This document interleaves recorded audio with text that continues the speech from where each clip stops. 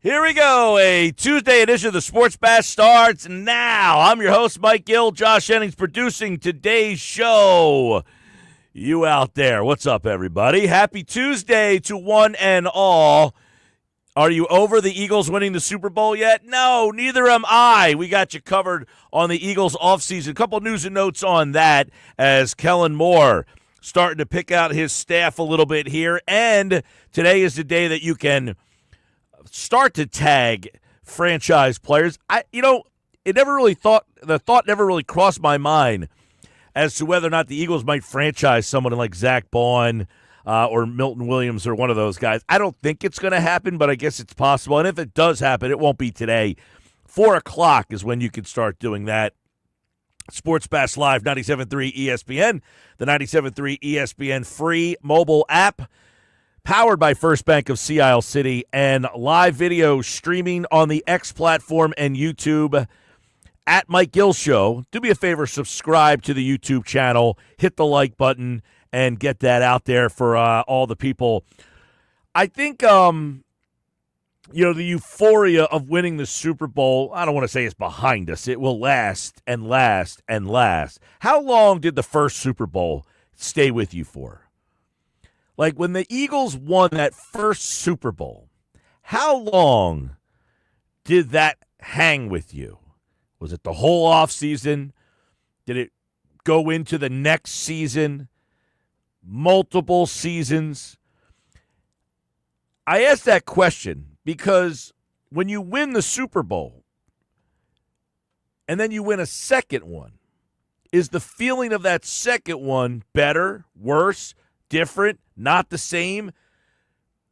And when does it go away? When do you allow yourself to start thinking about the next? If you're Jalen Hurts, I believe it already happened. Jalen Hurts, to me, is already on to the next one.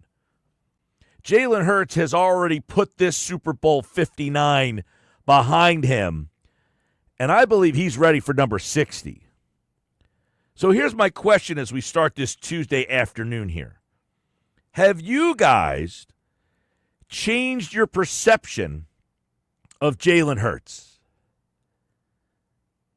Has the Eagle fan who had questions about Hurts, have you changed your perception of Jalen Hurts now? In other words, how many quarterbacks in this league now are you taking over Hurts? Are you taking Patrick Mahomes? Are you taking Joe Burrow? Are you taking Justin Herbert? Are you taking who else would be at the top of the list of guys that you would start thinking about? Josh Allen? How many quarterbacks right now, after Super Bowl 59, are you definitively saying, I am taking that guy over Jalen Hurts, even though Jalen Hurts is the MVP, reigning Super Bowl MVP? Give me a list of the guys right now you think you would take in this league over Jalen Hurts. 609-403-0973.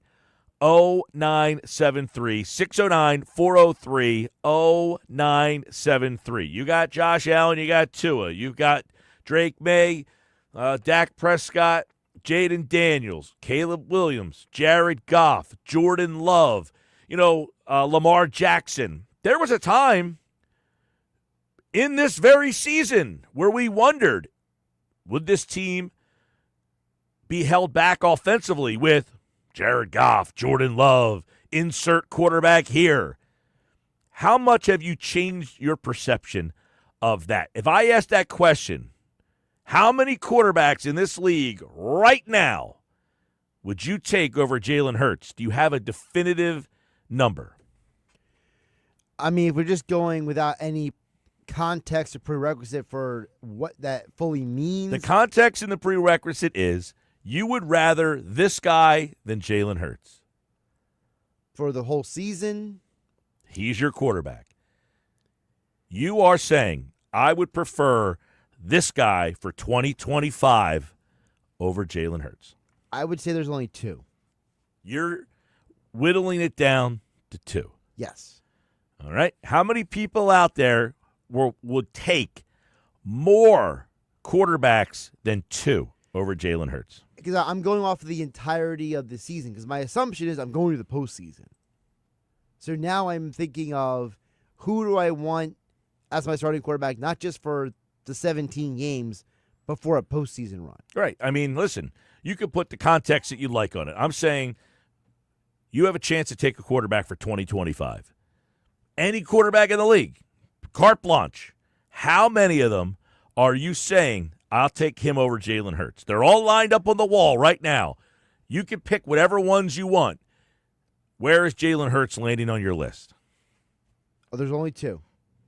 And I think in part is because what Jalen Hurts did in the biggest game of the year, if you are a person with an open mind, you have to be honest and say Jalen did something in the biggest game of the year that most quarterbacks in this league cannot do. Right. Well, so how do you quantify that over? Listen, if you ask me, Mike Gill, who's a better quarterback, Joe Burrow or Jalen Hurts? Joe Burrow, to me, is a better quarterback. And much like Hurts, he got to the Super Bowl. Yep. And as I said in the past, just because you can't doesn't mean you won't. I think Jalen Hurts, some people thought he can't do it.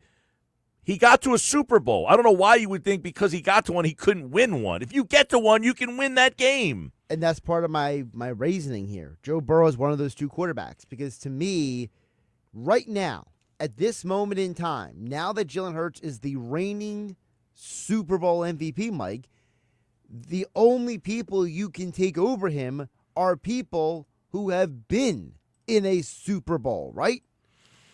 I think there are some people who might argue that you could take Josh Allen. But He's Josh never Allen been to a hasn't Super Bowl. gotten there. That doesn't mean he can't. Do you not believe that if Josh Allen's the quarterback of the Philadelphia Eagles that he couldn't get to a Super Bowl or win it? Could and would are 2 different. Yeah, I believe he could. So I wouldn't say because he hasn't, I'm going to leave him. I think there's a lot of quarterbacks, if you put them behind the Eagles' offensive line with their skill position players, they could reach a Super Bowl. But I don't know how many of them are going to win that game. Yeah, I agree. But Josh Allen's one of those people that I think if you put him in Philadelphia with this offensive line and these skill position players, I think he could win the Super Bowl here. So then you would have to ask yourself. But now we're changing the question. Not necessarily. Because if you're who would you rather have over Hurts is different than who could do the job that Hurts did. Those are 2 different questions. No, it's all encompassing. You're overthinking this. Which guys in this league right now, in this situation, would you say I would take over Jalen Hurts? Again, taking over someone is saying you prefer them. Yeah. Not can they do the job. A lot of people can do the job, but not everybody you want to do the job. Listen, can everybody do the job? Maybe. I don't think that I want Daniel Jones doing the job here. I don't think I want Deshaun Watson doing the job here. I don't think I want Aaron Rodgers, Russell Wilson. I actually think, I don't have a problem with those guys. I just don't think their teams are good enough. Like Aaron Rodgers on a team that's just simply not very good. Russell Wilson's on a very average team. He doesn't have a lot of weapons. I mean, that doesn't. Is he at a point in his career where he can carry the team where he was in Seattle? Not necessarily. But I don't know. Is Jalen Hurts a guy that you are now? That's kind of the view of this. Does this Super Bowl win and the MVP move him in your mind above quarterbacks who are perceived to be better than him? Josh Allen, Lamar Jackson, and insert other guys who have kind of been perceived to be better than him. Better talents is what we're talking about, right? I think all those guys are, to me, that's where the interesting thing is. Jalen Hurts, to me, is not uberly talented. Right. He doesn't have this great arm. He's not overly fast. He has some speed, but he's not the fastest guy. He's got a good arm, but he doesn't have the best arm. He's accurate, but his accuracy's not the best in the league. Right. So he has an intangible that maybe some of these other guys lack. Now, Joe Burrow, I think, has the intangible that Hurts has. He's a winner. Baker Mayfield has a little bit of that in him, where you almost look at Baker Mayfield a winner more than his talents. Correct. So how do you quantify that These were the top 5 yardage passers in the league this year. All right? Yardage, do what you want with it. Joe Burrow, number 1. He almost threw for 5,000 yards. Jared Goff, number 2, 4,600 yards. Baker Mayfield, number 3, 4,500 yards. Geno Smith, number 4, 4,300 yards. And Sam Darnold, number 5, 4,300 yards. And I would say 4 of those 5 guys could be successful on the Eagles' offense. See, this is where I have a little bit I think if you put Jared Goff in Philadelphia with this team, they'd win the Super Bowl. That's not to diminish what Jalen Hurts has done. I just think that's how good this team is. And when we talk about the greatness of others, Jared Goff is good enough that this team has enough. That's what makes this team so special, and it's what has put Hurts into an interesting category. But this is where I disagree with you, and that is I think what you're overlooking is one of the things that makes Jalen Hurts so valuable is when he cut down on those turnovers, when he stopped throwing interceptions, when he stopped fumbling the ball, he elevated his game and his value into an elite company. Jared Goff has shown you he will throw interceptions. He will fumble the ball much more than Jalen Hurts in the last several months.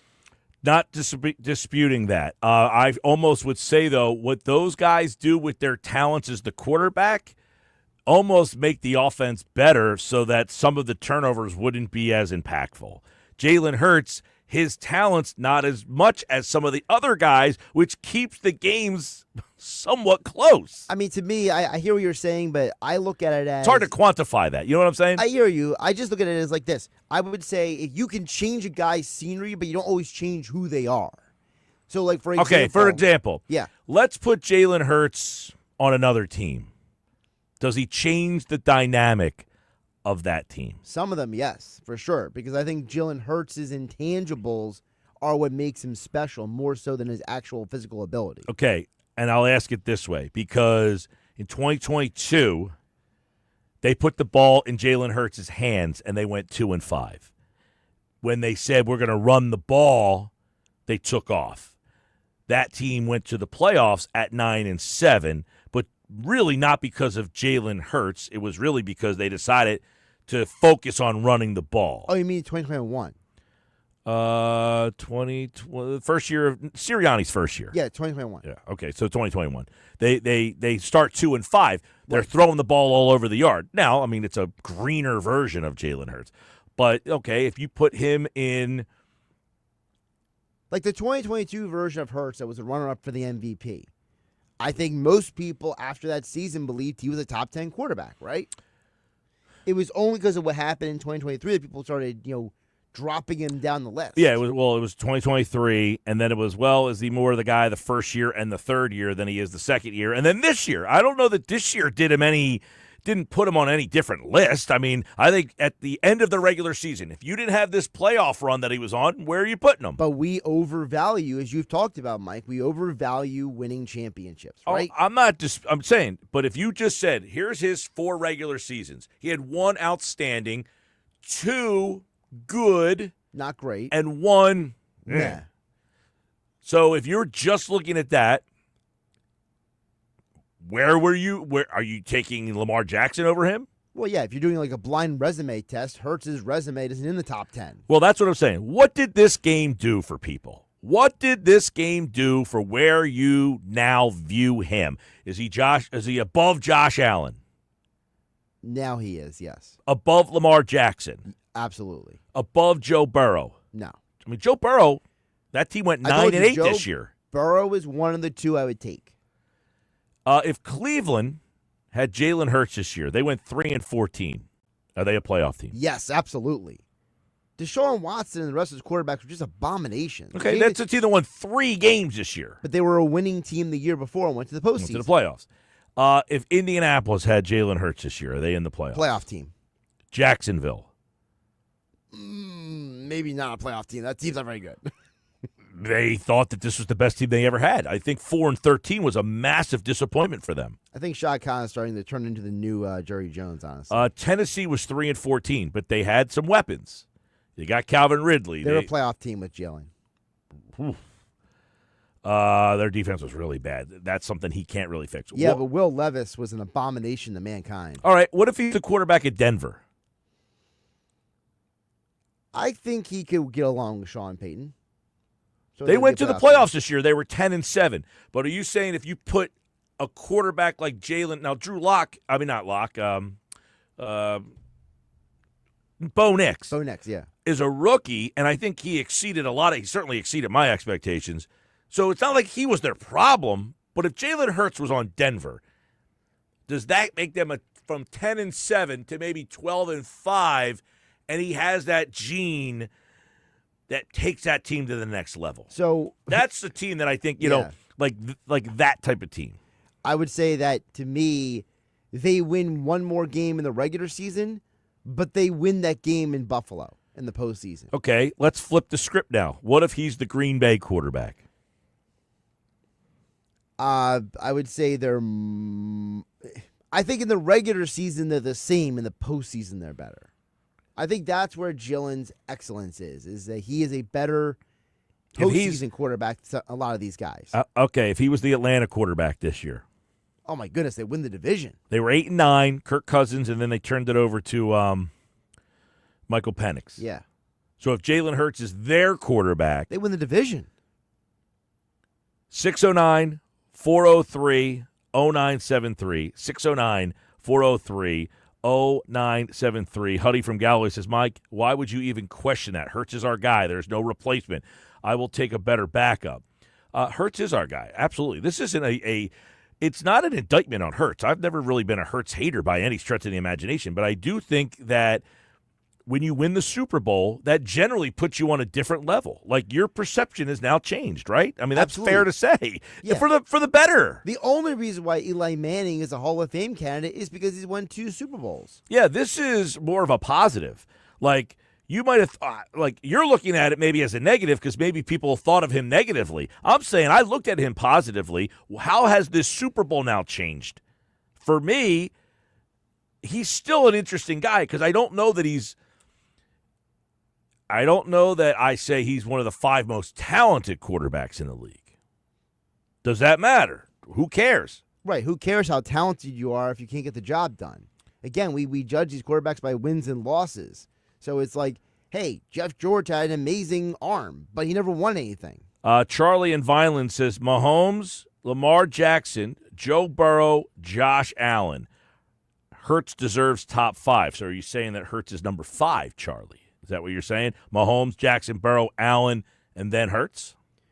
See, I can't put Lamar ahead of Hurts anymore because I think Lamar has shown us too many times that he does not have the playoff winning factor yet. Steven Ventnor says the Eagles would be 20-0 with Josh Allen.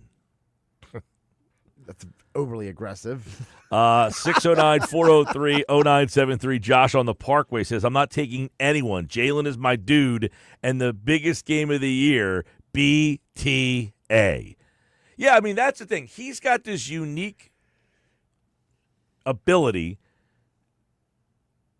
for the most part. I mean, listen, Jalen Hurts was the quarterback for a football team last year that got their ass kicked in the playoffs, 32-9. So how do you quantify that? No A.J. Brown. But that goes back then to, okay, does he need to have these elite players to be elite? Most players do. Okay, yeah. I mean, but that's where, like, Josh Allen's failures doesn't have a lot of great weapons around him. Right. Neither really does Lamar Jackson. Well, never has had a receiver to the level of A.J. Brown. Well, look at Mahomes, for example. Maybe if he has a better offensive line, that game goes completely differently. Absolutely. So is it the fact? Like, for example, if you put Mahomes on this Eagles team, that team is 20-0. Likely.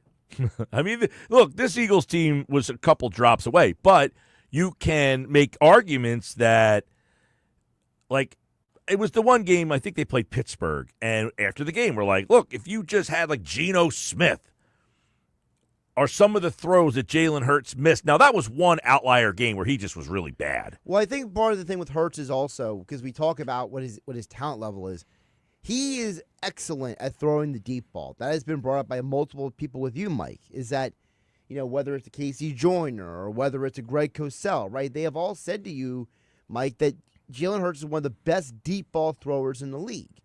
So it's like, well, do some of these guys, them being better at the intermediate, does that offset the need for the deep ball, for example? Like, if you have a guy who's better at throwing those slant routes to A.J. Brown, Devonta Smith, does that change things at all? I mean, everything is – it's funny because if you put certain guys in certain situations, how are they how productive are they? I think you put A.J. Brown in any situation, he's productive. I think you put Devontae in any situation, he's productive.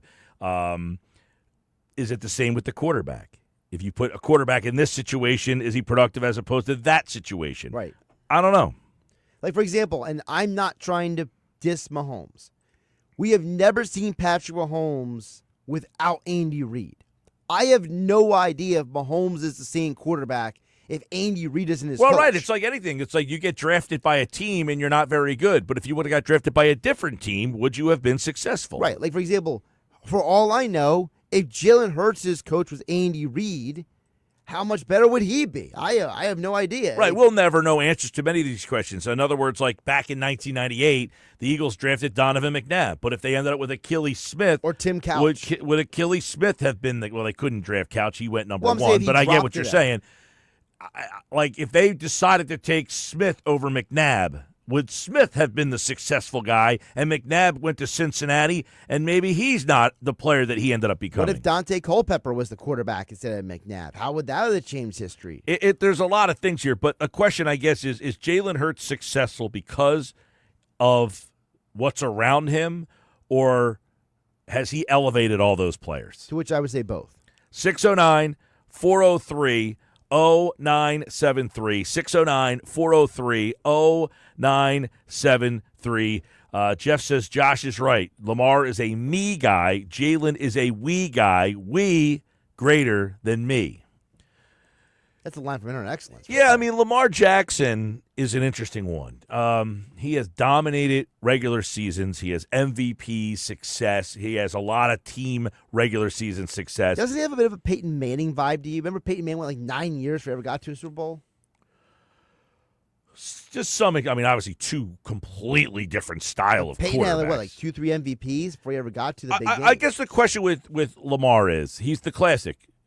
Just because you haven't, does it mean you can't? Right. Are we at the point where we just think Lamar Jackson simply can't? What did you say previously, Mike? They can't until they can, right? But is he a guy that can? I think we assume he is, but again, how much of your circumstance impacts that? Sports Bash Live, 97.3 ESPN. There's some thoughts on Jalen Hurts. Real quick, we'll do another Jake from Northfield. We would take Eli Manning over Marino. Eli got down two times. It was MVP. Marino didn't win anything. Hurts is definitely top 10 quarterback. We must give him his flowers for doing what he did. But there are at least 5 quarterbacks mentioned I would take over him. So, that's.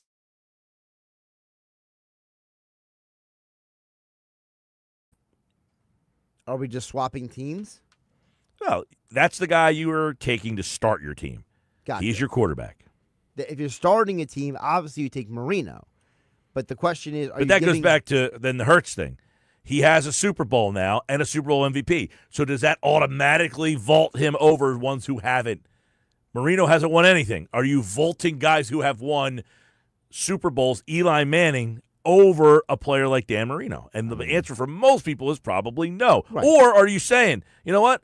I don't care that Marino can throw, better arm, all these yards. Marino hasn't won. Manning showed he can. It's an interesting conversation on people's mindset. When we come back, we're going to get the mindset of Frank Close. His Phillies mailbag is up at 973ESPN.com.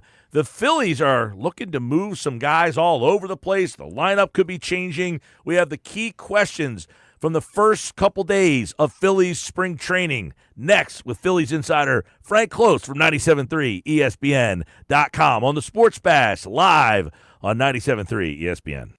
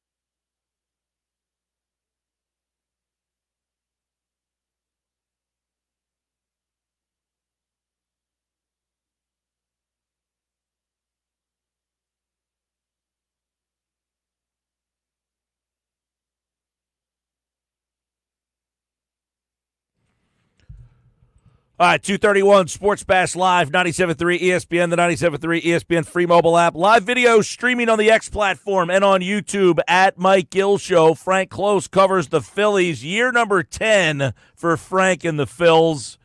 As we take a look at a new season, the Eagles season ends in a championship. Now the Phillies are on the clock. Key questions to answer. Spring training is underway, and the Phillies have a couple of interesting things already happening down there. We'll get Frank Close right now on the Sports Bash Live on 97.3 ESPN, the 97.3 ESPN free mobile app, and the live video streaming on the X platform and on YouTube at Mike Gill Show. Subscribe to the YouTube feed and watch the show live. You can see Frank Close. There he is. From 97.3 ESPN.com. What's up, Frank? How are you, buddy? I'm doing great. How are you, Mike? All is well. Phillies obviously down in spring training. A couple things Rob Thompson has spoke. Phillies are down there, full squad workouts. You wrote a piece over at 97.3 ESPN.com. I guess it was over the weekend. Let's start with that. JT Realmuto, some plans. You mentioned it the last time we talked, what to do with JT. Could we see JT play a little outfield, a little first base? Give us some thoughts on JT possibly coming out from behind the plate more this year. Well, it seems like the Phillies recognize something I've been saying for the last couple of years is that JT Realmuto needs to get off from behind the plate a little bit more frequently. And as you know, he does have a very productive bat. When he was injured last year, his bat was affected by that injury. You notice he had the little knee injury and ended up having surgery and it missed a good 6-7 weeks. So the Phillies would like to avoid that as much as possible. But when you look at the way that the roster is constructed, they're very committed to Bryce Harper at first base, and they also have Kyle Schwarber as a designated hitter. So those would be the two natural places that you would look at for JT Realmuto if you had space there, but they do not. So he's going to take some fly balls in the outfield with maybe the possibility that he could end up at left field at some point, and they seem open-minded. I don't think there's like a concrete plan to do it yet, but I think they're going to try some things out, and so far it seems like JT Realmuto is very receptive to whatever he can do to help the team. So, you can't defy age at that position. A lot of it's a tough position on the body. Looking back in Phillies history, Darren Daulton ultimately had to give up catching after the 1995 season. And, JT Realmuto could be the next number 10 behind the plate to maybe try his hand at the outfield. Yeah, I mean, first base he played a couple of years ago. I don't really recall off the top of my head. Was that like a disaster? Was that okay? I mean, why not just say, hey, Harper, you're going to DH today. Schwarber, you go to left. Here's the one issue I have with it. Realmuto's bat is not a bat that I have to have in the lineups all the time. Like, I don't have to play him in left field, a position that he's not going to be, comfortable in, just to get his bat in the lineup. Now, unless he comes out and, has a little, youth revival from like 3 years ago. But his bat the last couple of years isn't a bat that I have to have if I'm going to suffer that much defensively. I went out and got all this pitching. Why am I going to weaken my outfield? Yeah, I agree with you. I think a lot of this has to do with the roster that the Phillies have. I mean, when you talk about Harper possibly DHing and Schwarber going to the outfield, both of them are left-handed bats. I think the times that they would put Realmuto into the outfield would be a day that they won a right-handed bat there. And I think that last year you saw with Schwarber, he did play a very little bit of left field, and then the moment he did, he pulled a muscle and missed some time. So I think they would like to avoid having Kyle Schwarber in the outfield. So I think one of the unfortunate things, and I think this is a bigger picture question after the season, with both Schwarber and Realmuto being free agents, they probably can't coexist on a roster with only one DH spot. I think that's and the only exception I can see is if the Phillies were willing to move Bryce Harper back to the outfield. I don't get the impression that they've considered that yet. I mean, who knows? Maybe next year, after some of those contracts are up, they would consider it if there's a greater reconfiguration of the roster. But they seem pretty committed to Harper at first base, and if that's the case, you got to find some place for him to play elsewhere. All right, interesting stuff there from Frank. Let's get to the mailbag. Dave says, who's your top early call-up prediction to make the regular season roster? Dave, I like that question a lot. You got a bunch of young, talented players that we've been hearing about the last couple of years. You got Painter, you got Miller, you got Crawford. I guess Abel, is he going to kind of wedge his way back into the conversation? McGarry wasn't even on the 40, man. I guess he's down there. But those have been the names we've heard over the last couple of years. What do you think?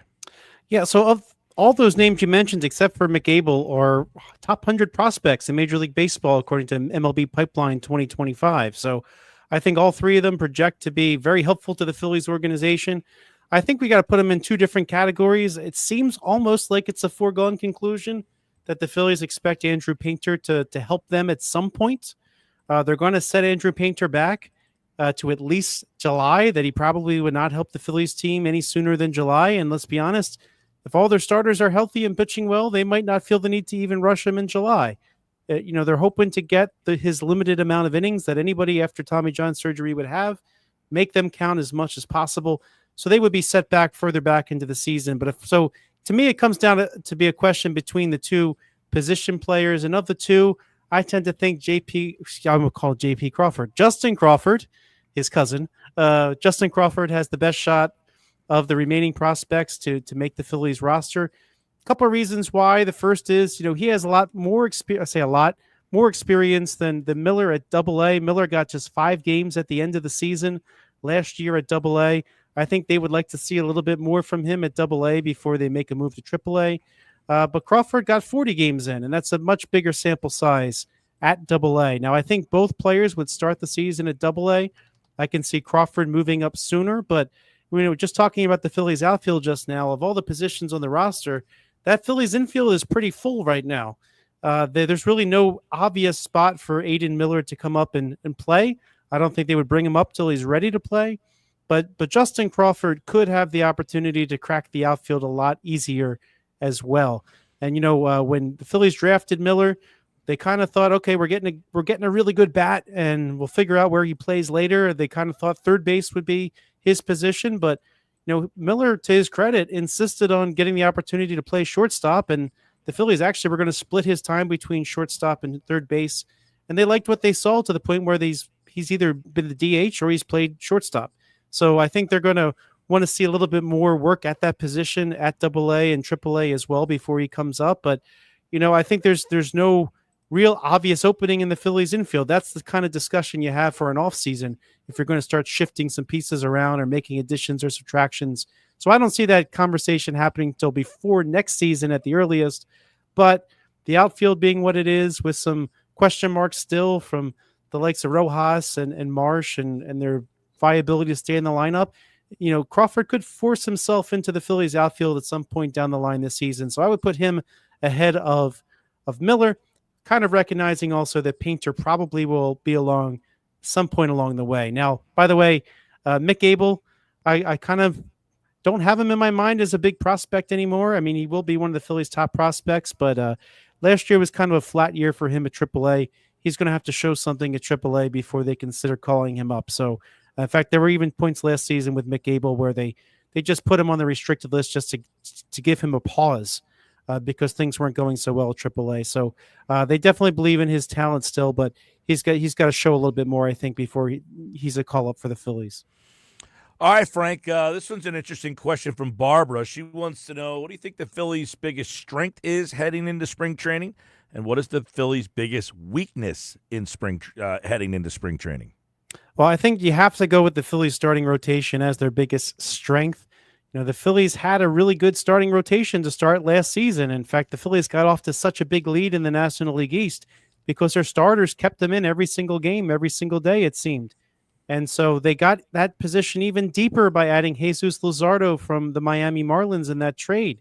And so I think they got even better at starting pitching position. And by the way, Joe Ross, who's going to be kind of the Spencer Turnbull of 2025, someone who might be in the bullpen and then could potentially help you out as a starter, I think he's a pretty nice addition to have as depth on the roster as well. So I think they're sitting pretty, also knowing that, as I just said, eventually their top pitching prospect, Andrew Painter, might be able to come in and help in the starting rotation later if they need it anyway. So starting pitching, I think, is going to be the biggest strength of this Phillies team heading into 2025. I wouldn't put the bullpen as the biggest weakness. I think a lot of people might naturally go to that, considering they lost Carlos Estevez and Jeff Hoffman and only added Jordan Romano essentially. But I think the actually the lineup is going to be the biggest weakness. And when I say weakness, it's not that bad of a weakness. I think last year you saw some cracks in that lineup. You saw a lack of consistency from the likes of Alec Boehm, from Bryson Stott, who we just learned this week might have been dealing with a little bit of an elbow issue last year. So it'd be interesting to see how he recovers from that. But you didn't get the same consistency out of the Phillies offense in the second half. And I think they really need to show that consistency. And for that reason, as we talked about last week, Mike, they're looking at perhaps tinkering with the lineup a little bit to get Kyle Schwarber's power bat perhaps more closer to the middle of the lineup so that you don't just have Harper and Schwarber kind of bunched up at the top and then you have nothing from the left side the rest of the way. So I think that's a weakness, but I don't necessarily think that that's a major weakness. I think a lot of teams would love to have the Phillies offense, but I think they need to find that consistency. So I would place that as my weakness, knowing full well that it's not nearly the weakness of other teams. You take a look at the bullpen. Do you think this bullpen is better than the bullpen from last year? My gut originally says no, but then when you think about it, I think Jose Alvarado is going to be better than he was last year, so that could be an improvement. And I guess a lot hinges on Jordan Romano and what he's going to do for the Phillies. Is he an all-star closer like he was for the Blue Jays a couple of years ago? Or is he the guy that kind of struggled with injury last year and was just so-so? I think that's going to be a big question. I think they kind of go in with those question marks. But, bullpens are funny. You have some guys that have really good years one year and struggle the next. Like you saw, like I just mentioned, Jose Alvarado. He's the prime example. He could step up and be dominant again. He very well could be. I mean, Matt Strom's still a pretty good piece. Ryan Kerkering projects to be a pretty good piece still. I like the idea of having a Joe Ross there, kind of as a veteran who will be some stability. But in terms of how it's going to play out game to game, I think there's still some uncertainty there. But one of the nice things about having a really strong starting rotation is that your bullpen does not overpitch and your bullpen does not get overexposed. So the Phillies have that going for them going into this season. And, of course, Estevez, he was a deadline pickup last year. So the Phillies certainly could add later on in the season if they need to. But I think they're going to really miss Jeff Hoffman. I mean, he really was an unbelievable pickup for them at the end of spring training a couple of years ago after the Twins released him. So I think he's going to be kind of the one arm that you kind of would wish you still have. But overall, the bullpen is better off than a lot of teams. I will say that too. But the starting staff makes that bullpen better because they need to pitch fewer innings. Frank Close, 97.3 ESPN.com, Phillies Insider. All right, let's get to another mailbag question here. And a lot of people have this question, not just Ray in the mailbag. Why is Taijuan Walker still with the Phillies? What's your take on how he fits in? Is he just – because he does – this is a fair question, Frank, because he does have a sizable contract. He does have a sizable contract, and I think we'd all be kidding each other if that didn't play into this situation here. Now, the Phillies owe him $38 million more over this season and next. And so I think it comes down to this. After last season, if he was not that type of money pitcher, you might just let him go and take a shot on somebody else in the offseason. A pickup that's a low-cost pickup. You know how there's different people that cycle through organizations. But I think they did know how dominant he was at the start of 2 seasons ago when the Phillies got not accustomed performances from Aaron Nola and Zach Wheeler. He was pretty good, and the reason he was pretty good is his splitter was really sharp and his velocity was good. He lost his velocity and he lost the bite on that splitter. So I think it comes down to this. Taijuan Walker had an off season. You can see if he gets his velocity back, if he gets his splitter back, or if he learns how to pitch around his new limitations. And if he's going to do that for somebody, it might as well be you, since you're paying them millions of dollars, right? So if the Phillies had cut him and he went to pick any old team, I think the team would pick him up, no problem. There are plenty of teams that don't have starting pitching including the Miami Marlins, by the way, who I don't think they even have a full rotations worth of starters just yet. But if he went to a team like that and had the opportunity, and it turned out he got a little bit of bite back on that pitch, or it turned out that he was able to figure out a new strategy to pitch around it, you'd feel pretty bad that you were paying all that money for him to excel for somebody else. So I think Frank, you at least have spring training to figure that out. yeah, so if he's not good enough, what do they do with him? They Like, cut if he him. gets to spring training and can't throw strikes, no velocity, I mean, like, he's not going to be in the starting rotation. I mean, is he going to be a long man? I mean, so what if he doesn't make the 26? If he doesn't make the 26, then they have to let him go. But there's really no harm in using this time that you have at spring training to figure out if he got anything left. I mean, maybe someday he still I will. agree with but that. I agree with that. I'm just saying, what's the penalty? Like, okay, we gave him a shot, doesn't have it, then what? Are you just eating the money, or is this one of those things where they will not eat the money, and he's, lingering as a long man or something? I don't feel like they're going to eat the money unless I mean, I think they'll eat the money. I don't think they're just going to waste roster spots right now. I think they realize that with a lot of the Phillies core aging, nobody's getting younger. Zach Wheeler, phenomenal season last year. You don't want to waste the prime years of Zach Wheeler and Aaron Nola and Bryce Harper, and I can go on, right? So I think the primary goal is winning. I don't think that they would let this contract go much further than spring training if it's clear that he has nothing left. That's just my personal opinion. I know in other teams, well, you have to keep the guy because he's making a lot of money. But, the Phillies did end up eating money from Adam Eaton several years back. That was their last poor spring. I guess I guess he was. I think he didn't even make it to spring training 2009, if I'm not mistaken. But Adam Eaton was the other example of somebody they just ate the money, cut their losses. At this point, it's a sunk cost. They're not getting that money back no matter what. Get the best players you can on the field and try to win. And I think the Phillies are in win now mode, and you don't have the ability to carry bad contracts just because they have a bad contract. All right, Frank Close, 97.3 ESPN.com. His Phillies mailbag is up at 973 ESPN.com. He's back for another season of Phillies baseball. They open up the Grapefruit League portion of the season this Saturday. And, of course, we'll have all the Phillies coverage right here on the Sports Bash. All right, Frank, we're looking forward to talking to you again this year, bud. Same here, Mike. Thank you. All right, there's Frank, and of course, he'll be back each and every week here on the Sports Bash with his Phillies mailbag, answering your Phillies questions all season long at 973ESPN.com. I'm Mike Gill. Coming up in the 3 o'clock hour, John McMullen. Who stays, who goes? We'll look at the offensive side of things. I'll give him some contract numbers. Will the Eagles match them? 3 o'clock, stick around 11 minutes from now with Johnny Mack here on the Sports Bash.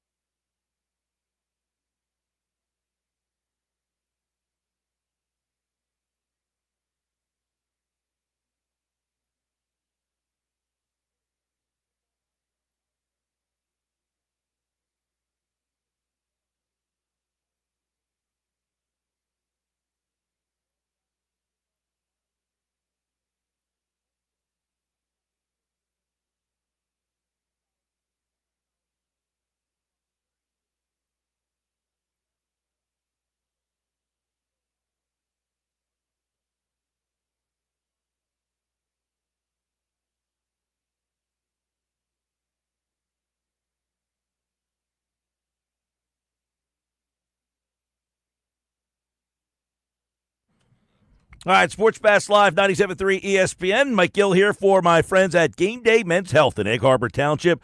You know, 1 in 4 men over 30 in the U.S. have low testosterone levels. Whether you're chasing peak performance, reigniting intimacy, or simply want to feel your best, check out my friends at Game Day Men's Health. They're defining a new era in men's health, delivering premium testosterone replacement therapy, removing the stigma around erectile dysfunction, and supporting weight loss with medical treatments and vitamin therapy. Fast appointments, immediate results, and expert guidance. There's no shortcuts here. Their EHT office provides privacy, comfort. They got flat screen TVs, zero of the fluff. Get stronger, get healthier, and get back in the game. With a free testosterone test and consultation, you'll get your levels in just 15 minutes with an on-site lab. Call Game Days Men's Health, 609-365-7088, GameDayMen'sHealth.com.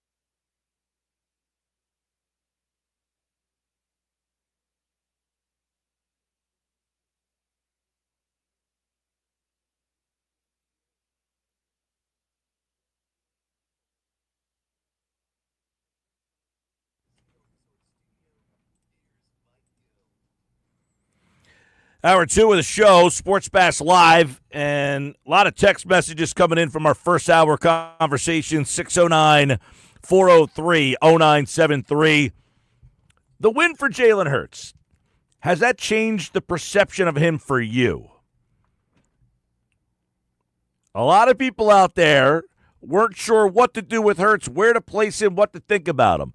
But did him simply winning the Super Bowl and the MVP make you put him on a different pedestal, a different spot in your mind? How many quarterbacks right now would you say, nope, still taking that guy? Lamar, Allen, Burrow, Mahomes, are those guys still ahead of Jalen Hurts? We'll get into that. Plus, yesterday we looked at all the defensive players. We'll look at some of the offensive guys who are free agents and what they could fetch in free agency. John McMullen, host of Birds 365 on the Jacob Media YouTube channel. He's also covers the Eagles for Sports Illustrated, and he joins us now on the Sports Bash on 97.3 ESPN. And John, Hurts is still a polarizing, interesting guy. Did that win, do you think that changed the perception of him for people out there who cover this league, Eagles fans, and just the league in general? He's always been a tough guy to quantify where he is in the pantheon of this game right now. Yeah, I think it depends on who you're talking to. Certainly amongst fans and some media members and hot take artists. I don't know what you want. Yeah, it changes the perception anytime you win a Super Bowl. I think for people in the league, I don't think it changed the perception of where he was, which was a very good player coming in. I don't know if you saw Vic Fangio's comment after winning the Super Bowl, finally getting a Super Bowl on his resume. He made the comparison to Dean Smith, the great North Carolina coach, for those who don't know. For many years, didn't win, got to a bunch of Final Fours, never won. And then he finally won one, and he said, basically, I'm the same coach I was yesterday as I am now. It's just an accomplishment. And that's what Vic said. Same with Jalen Hurts. It's an accomplishment. He was already a really good quarterback, and that just changes the thought process. I still say the best game he ever played was the Super Bowl he lost. So, there's on game day, there's 45 other guys trying to win a particular Super Bowl with a particular quarterback. So that goes from Jalen Hurts to everybody who's ever won a Super Bowl. But too often people boil it down to, that quarterback beat that quarterback, so that quarterback is this. And that's, Nick Sirianni says it all the time. This is the ultimate team game. Yeah, I mean, somebody texted in earlier, the question of, would you rather Eli Manning or Dan Marino? Eli has 2 championships. Marino never won Not anything. even close. Right? I think everybody would acknowledge that Marino's the better talent, but is there something to say for that intangible that some maybe lack? No. That's a perfect example. No. The New York Giants won on 2 particular days because of their defensive front. And that's, Eli Manning's a good NFL quarterback. By no means is he a Hall of Fame NFL. He might end up being one because of his surname and those 2 rings, but he's a 500 quarterback. Yeah. Oh, listen, I'm no Manning fan by any stretch. Dan Marino is one of the greatest quarterbacks who ever lived. But nobody can. Nick talked about this a couple weeks ago before he went down a tangent. Doesn't matter if you're Tom Brady on down. You can't win a Super Bowl without a good supporting cast. You can't. Right. No, listen. Well, and that's the thing. I think that's where Hurts. And listen, these are all fodder for fans who love this kind of stuff, and it's fun to get in the conversation just to get people's mindset. But for the most part, the Eagles have a really good roster. But I think the comment that, Nick said, and then everybody kind of repeat, you can't be great without the greatness around you. That's what makes this team and Jalen Hurts special. They have so much greatness around. And, yeah, if you put Josh Allen here or Lamar Jackson here or Joe Burrow here, are they going to win a Super Bowl? It's possible. It's highly possible, right? Yeah, it is. And, he was a really good quarterback before the Super Bowl. on Saturday, and he's a really good quarterback after. He accomplished something that everyone strives to accomplish. So I thought that Dean Smith quote was tremendous. And Vic said the same thing. I'm the same guy. He just won a Super Bowl. So, I mean, people in the industry know what Jalen Hurts is as a player. Now, if you're going to ask me, is he better than Joe Burrow? No. He's not. Is he better than Josh Allen? No. No, and that's the thing. Better than Patrick Mahomes, who was atrocious on that given stage. No. Talent-wise, I don't know that he's a top 5 talent, but he has some intangible that puts him in the conversation with those guys, whether it's fair or not.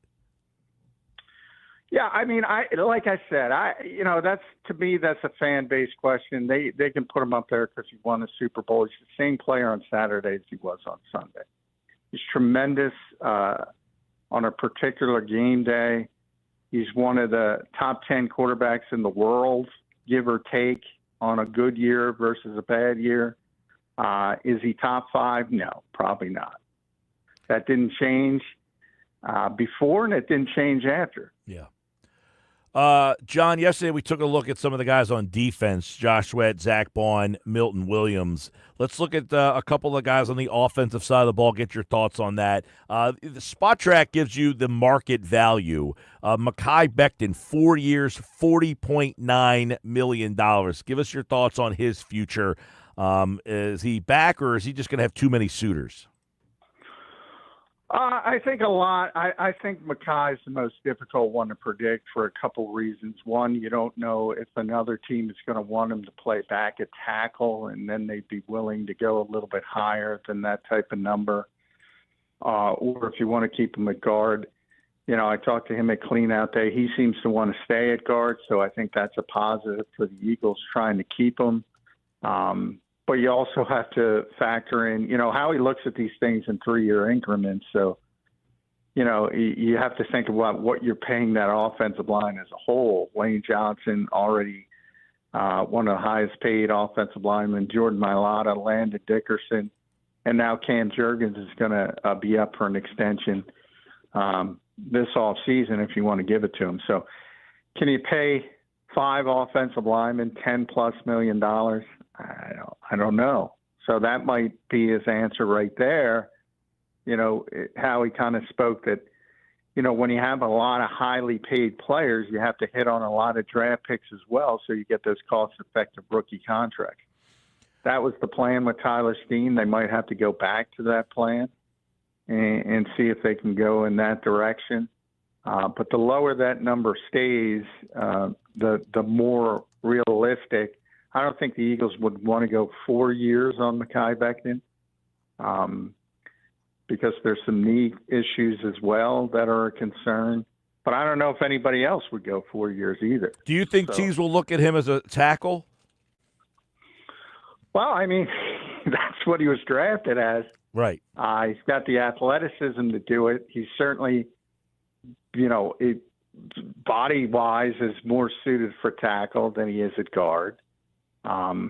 This is – I don't know if he projects as a guard anywhere else. This is such a unique offensive line. So I think most teams outside of Philadelphia would still look at him as a tackle.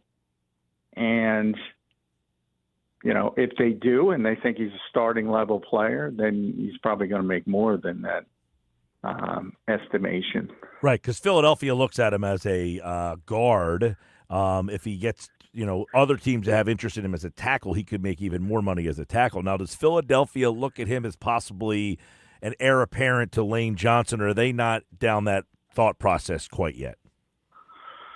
No, they were down with that thought process last year in the draft. I mean, they would have drafted Troy Fuitano for that exact reason had he lasted to 22, but he went at 20. So that they're already in that mindset that they eventually have to find the heir apparent to Lane Johnson. And that was the whole thought process of starting somebody out at guard, kicking them out at right tackle when need be, when the time comes. So, Yeah, they're certainly considering that. Everything's on the table.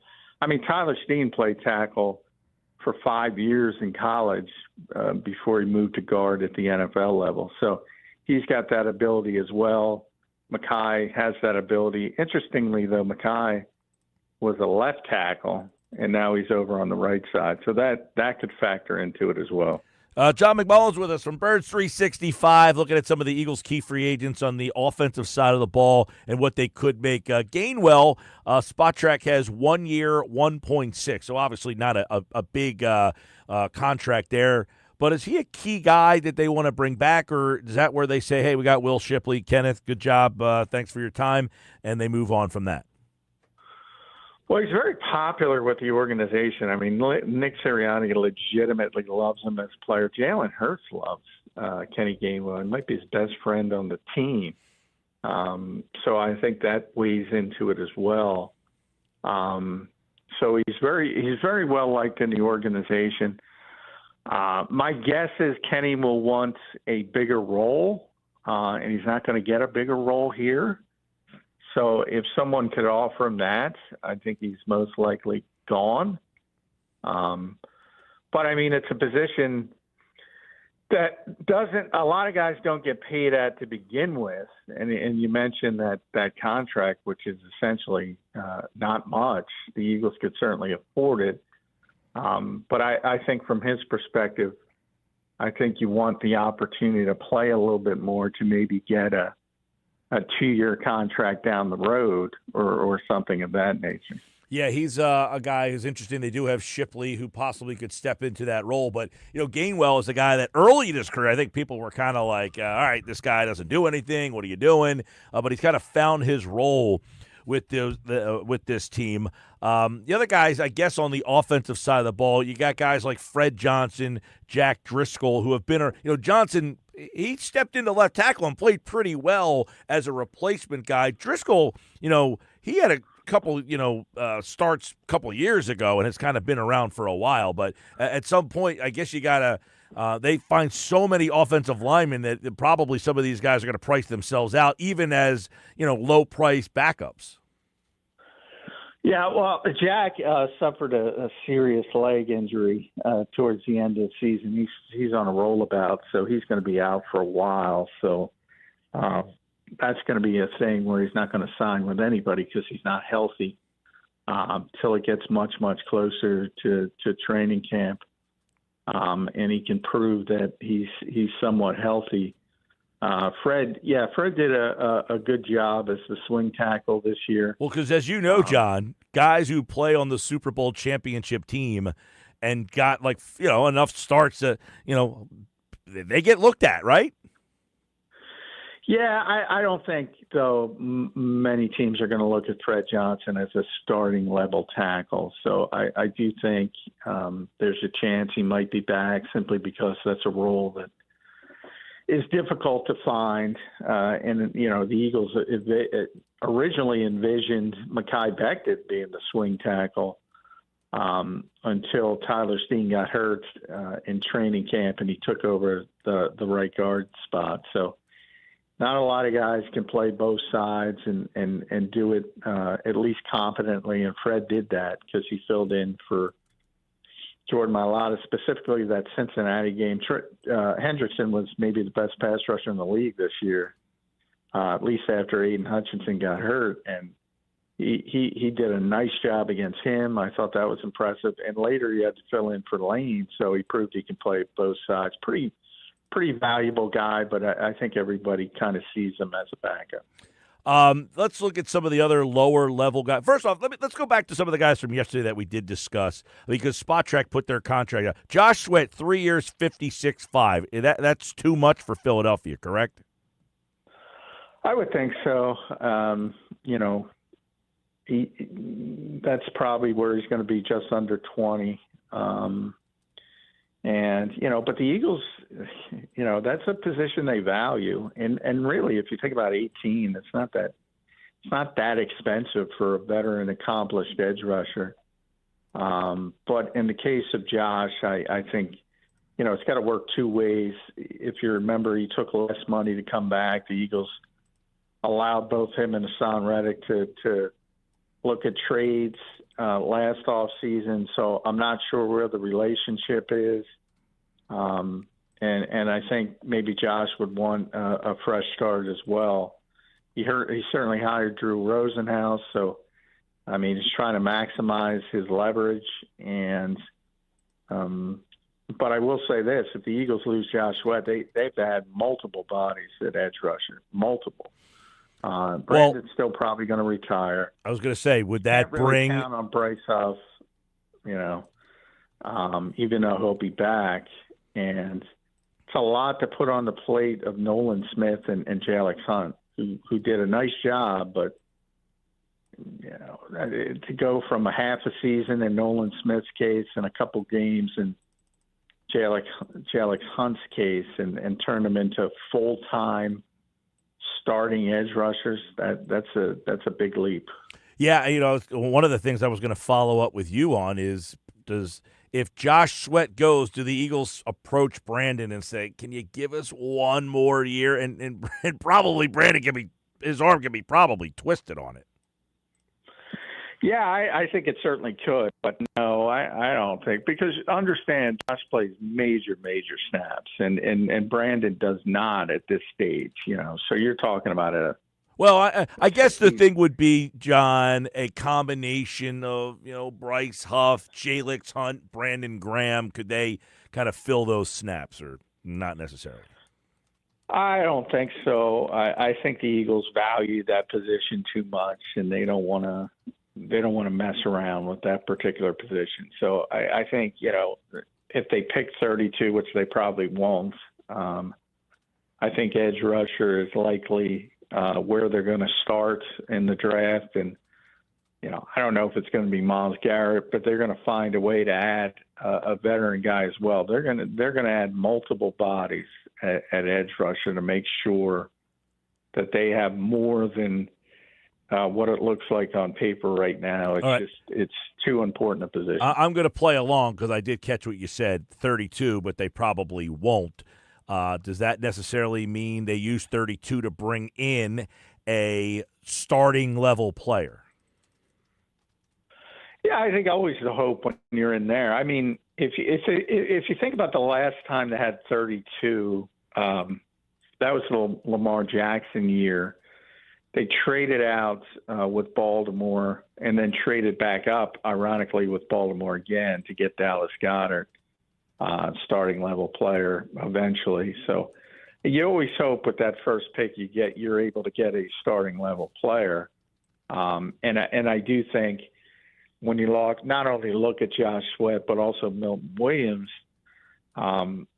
I think it starts with the defensive front this year. Obviously, foundationally, the Eagles are always offensive front, defensive front first. This year, it's more emphasis on the defensive front. John McMullen, Birds 365, is with us here on the Sports Bash Live on 97.3 ESPN. By the way, Spot Track, the market value for Bond, 2 years, 19.5. Is that something? Way off on that. You think? Way off. Way off. What do you think? Way off. 13 to 15, maybe a little bit more. 2 years gets it done though for somebody, you think? I thought the 2 years was kind of three or four for Zach at his age. That one, because I saw that one myself. They're way off. If you look at PFF, I don't know if you ever had Brad Spielberger on your show. But he was the best when it came to predicting contracts. And he worked for Over the Cap and PFF. And now he's with an agency, so he's gone back in, so he can't do radio anymore. But he was the best in the business.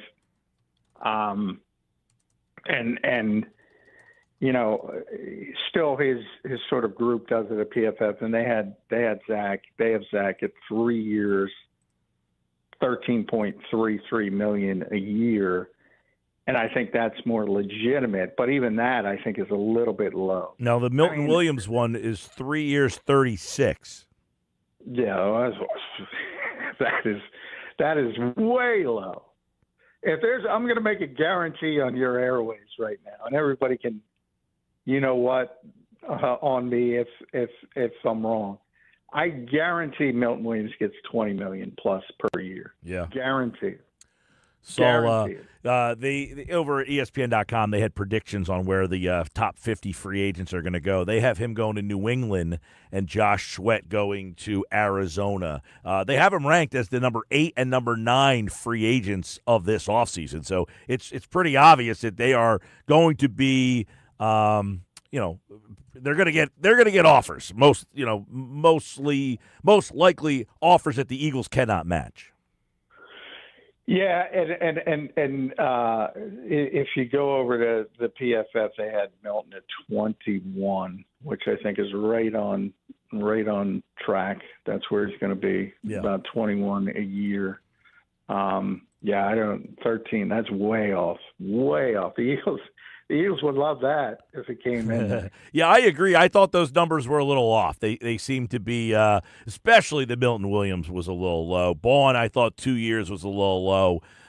Maybe they just didn't update it. I don't know, but those numbers are way too low on Bowen and Williams specifically. The only other free agent on the list that I guess you got, I would imagine Avonte Maddox is probably done. The guys at the top, you got Lovato was the snap. Oh, Oren Burks, he was the other guy. Oren Burks I find interesting because, depending on what happens with Bowen, John, then you've got Dean not ready to start the season. You mentioned the other day, I think you said that they really like Jeremiah Trotter, but do they like him enough to start the season with Jeremiah Trotter and who knows who? Do you have to bring Oren Burks in as some sort of veteran, whether he's a starter or in the same role that he was in last year? Yeah, I mean, you'd like to have Oren back, but I think he's another guy who played too well. And you'd gladly trade it for the Super Bowl championship, but he played so well in the playoffs. I think it might have gotten him an extra year, sort of a Kaiser White situation. Where the Eagles would have thought of bringing him back with 1 year, but once they went to 2 years, they kind of tapped out. I think you might see the same with Oren Burks. I will say, N'Kobe's ahead of schedule. He was off crutches 3 weeks after surgery, which is pretty amazing. Yeah. So I think the assumption is that he might make it back for week 1. So that might help, but yeah, I think it's going to be difficult to keep Oren Burks after the playoffs he had. You know how this league is. Yeah, sure. Guys play on the biggest stage, and he played really well to the point it was almost shocking. And I think that might get him a 2-year deal, and that's going to be very difficult for the Eagles to do with a backup linebacker. The last thing, I guess, 4 o'clock is the franchise. Any of these guys a candidate for that?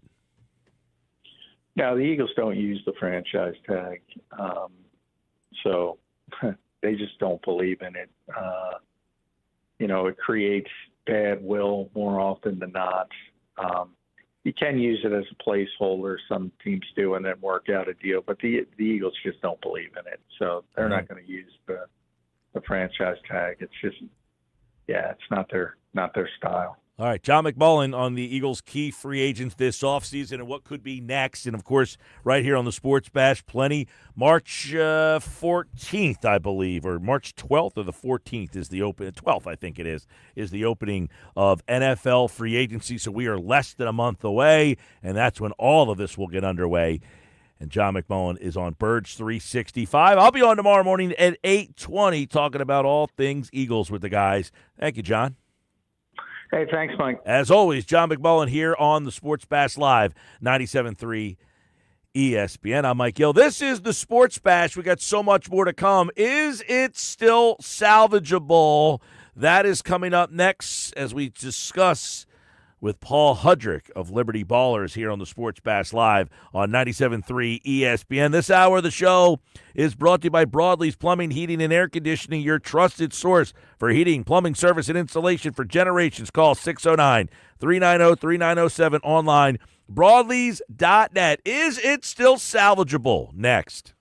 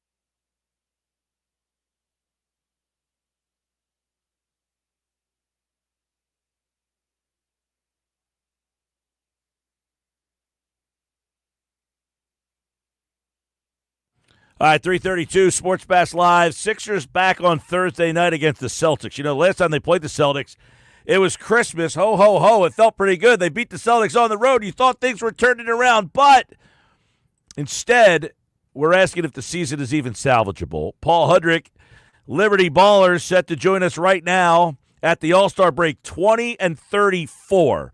Paul, I can make an argument this is the worst season in at least 25 years. And that includes process years. Those years, you knew you were losing, so you weren't disappointed. You just expect it to be bad. This has been an absolute disaster. In your mind, is this season salvageable at all? I guess it would depend on your definition of salvageable. Well, do we agree? Do we agree here that they could be the 10 seed and the 10 seed only?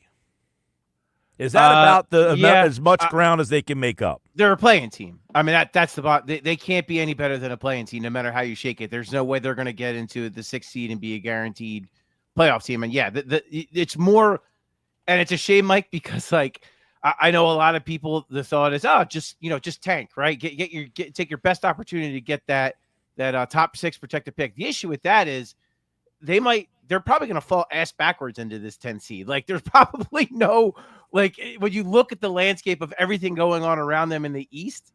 I mean, so that's what, like when you say salvageable to possibly win a championship. No, I mean that if there's anything you look, and I know what Daryl Morey said, what he said, and it took a horrible turn after he said that. But like, if you can look at this team in any way and say this is a championship team, you're nuts. I mean, you're looking at it through rose-colored glasses. There's no way. Salvageable from like, can Joel Embiid and Paul George get healthy enough to like build a little chemistry so you feel good about next year? That's probably the closest thing to salvageable, I say in quotes, as humanly possible. Because or if salvageable is your definition of like the closest outcome to maybe keeping your first round pick and having a chance in a historically, what seems like it's going to be a historically very good draft to keeping your pick. Yeah, maybe eligible. So I guess it depends on your definition, but yeah, I mean, what you said is it looks like to me, no matter what happens, I think the 10th seed is where it's ultimately going to end up. Yeah, I mean, ultimately, I guess salvageable is an interesting word. You're right. I don't know that anybody even wants them to make the playoffs or cares if they make the playoffs. So but I guess if they made the playoffs, the play-in, they are currently, 2.5 behind Chicago. It meant they played, I guess, decent over the last 30 games of the season here. Could they be that team that gets in and it finally just falls into place? Or is that out of the question in your mind? Like, is this season just so off the rails that I think Michael Kasky-Blomain had tweeted earlier today, which was a little eye-opening. They need to go 22-6 to be 500 this year. So it's almost like, okay, if they get the 10 seed, are they a one game and out anyway? Maybe not one game and out, but I have a hard time seeing them beating. I mean, if you're going to be a playing team and you're going to win, like you're going to have to face the Celtics or the Cavs, and like I can't imagine a scenario where the Sixers can be either, even if it would take, I mean, like a miracle. Like it would take Joel Embiid and Paul George being healthy, which they have not been. And then not only being healthy, but being the versions of themselves that they were like last year, which I've seen no signs of either of those things happening. So I think, again, it's, you're fooling yourself to think that. Mike, like if you're the Sixers, what I think the Sixers view as like the best, if they're honest with themselves, what they view as the best case scenario would be this. Those guys do get healthy. They play some pretty good basketball. They build a little chemistry. Because, look, a lot of these guys are going to be back, right? Like, a lot of this is the core of the team. They wouldn't have kept Gershon Yabusele past the deadline if they didn't think there was a really good chance they were going to bring him back. I have to imagine Kelly Oubre, his future, the team's future, is him coming back. I say all that to say they're going to be bringing a lot of guys back. Unlike this past offseason, I think they're going to have a lot of rotation guys back next year. So their best case scenario could be, and it sucks for fans. I get it. Like, you're going to get the 10 seed, and what does that do? You're probably going to get bounced by the Celtics or the Cavs, and it's going to be miserable. But maybe you build a little bit of that chemistry between those because they need it. They clearly need Joel Embiid and Paul George need to just play basketball together. Like that has not happened. They have not been healthy enough. They need to figure out how to play with each other. So the best case scenario is those two guys get healthy and you build a modicum of chemistry for next year. And you tell those guys next year to get healthy. Or the other best case scenario might be you shut both of those guys down, let them both get healthy, and then figure it out. So let's take a look at some of the I said it's so apropos. Paul Hudrick's with us from Liberty Ballers. It's so apropos that you signed Paul George, who was, lukewarm in terms of the people. Like, I don't think people went crazy excited about Paul George, but there were people that were like, okay. And the guy can't play to his potential because of a freaking pinky. Like his pinky. Of all Sixer injuries, he's hurt his pinky, for God's sakes. Paul George, Embiid, give me your outlook on them over the final second half, post-All-Star break. So, yeah, I mean, with Paul George, I mean, in fairness, and you're not, I mean, it is his pinky, but it's a torn tendon in his pinky. So, I know. It's just funny. It's like, I know. It's not his knee. He didn't hurt like something major. It's a pinky. Well, look, I mean, Shams reported that, that also Paul George has been getting injections, which to me, that's insane. That you're getting, injections, days before the All-Star breaks to play the Brooklyn Nets on a random Wednesday night in the second half of back-to-back. I don't get that at all. But he's not getting injections like on his pinky. Like that's not a thing you do. Like that's injections on like his knee or something else. So and he admitted that it's not just the pinky. He's also been dealing with a groin issue and that he feels like he doesn't have his burst. So it's like, I think, Mike, like for me, my resounding, I mean, this is a little off your question, but like my resounding thing for the second half is like, their slogan should be, if you are hurt, do not play. Because we've seen every guy that has tried to play hurt for this basketball team, from Joel Embiid to Paul George to Caleb Martin to Kyle Lowry to name it, to Tyrese Maxey recently.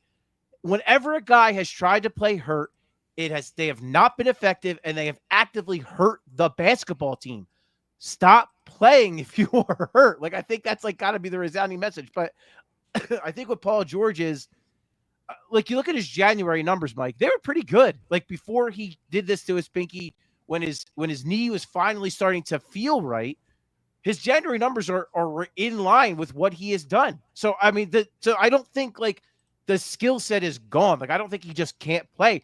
I just think he can't stay healthy. Now, could that be a harbinger of things to come as a 34-year-old player? Absolutely, it could be. But a lot of guys have dealt with stuff like this. Like the one that always stands out to me is Chris Paul. Chris Paul had a lot of injuries in his early 30s. People thought he was done. Then he played all-star basketball for years after that. So, however you fall in that argument, I don't really blame you for feeling, pessimistic or optimistic either way. But I'm just saying that to say that. So I think with Paul George, I just need to see a healthy stretch from him playing basketball and like feeling good and resembling Paul George again. With Joel, man. Yeah, what do we make of the Joel stuff? This is bonkers. So Lisa Salters, who is as reputable as it gets, says that he needs a second surgery, that he told her that. After the game, he clarifies that he doesn't need a second surgery. It's just something that might have to happen. My thing is, if you're at that point where you don't feel well enough to play and where you might need, and I've never, Mike, I have covered Joel Embiid for every game of his career. I have never seen it where he is actively hurting the basketball team by playing. But if you watch those last few games before the All-Star break, that was the case. He was actively hurting them by playing.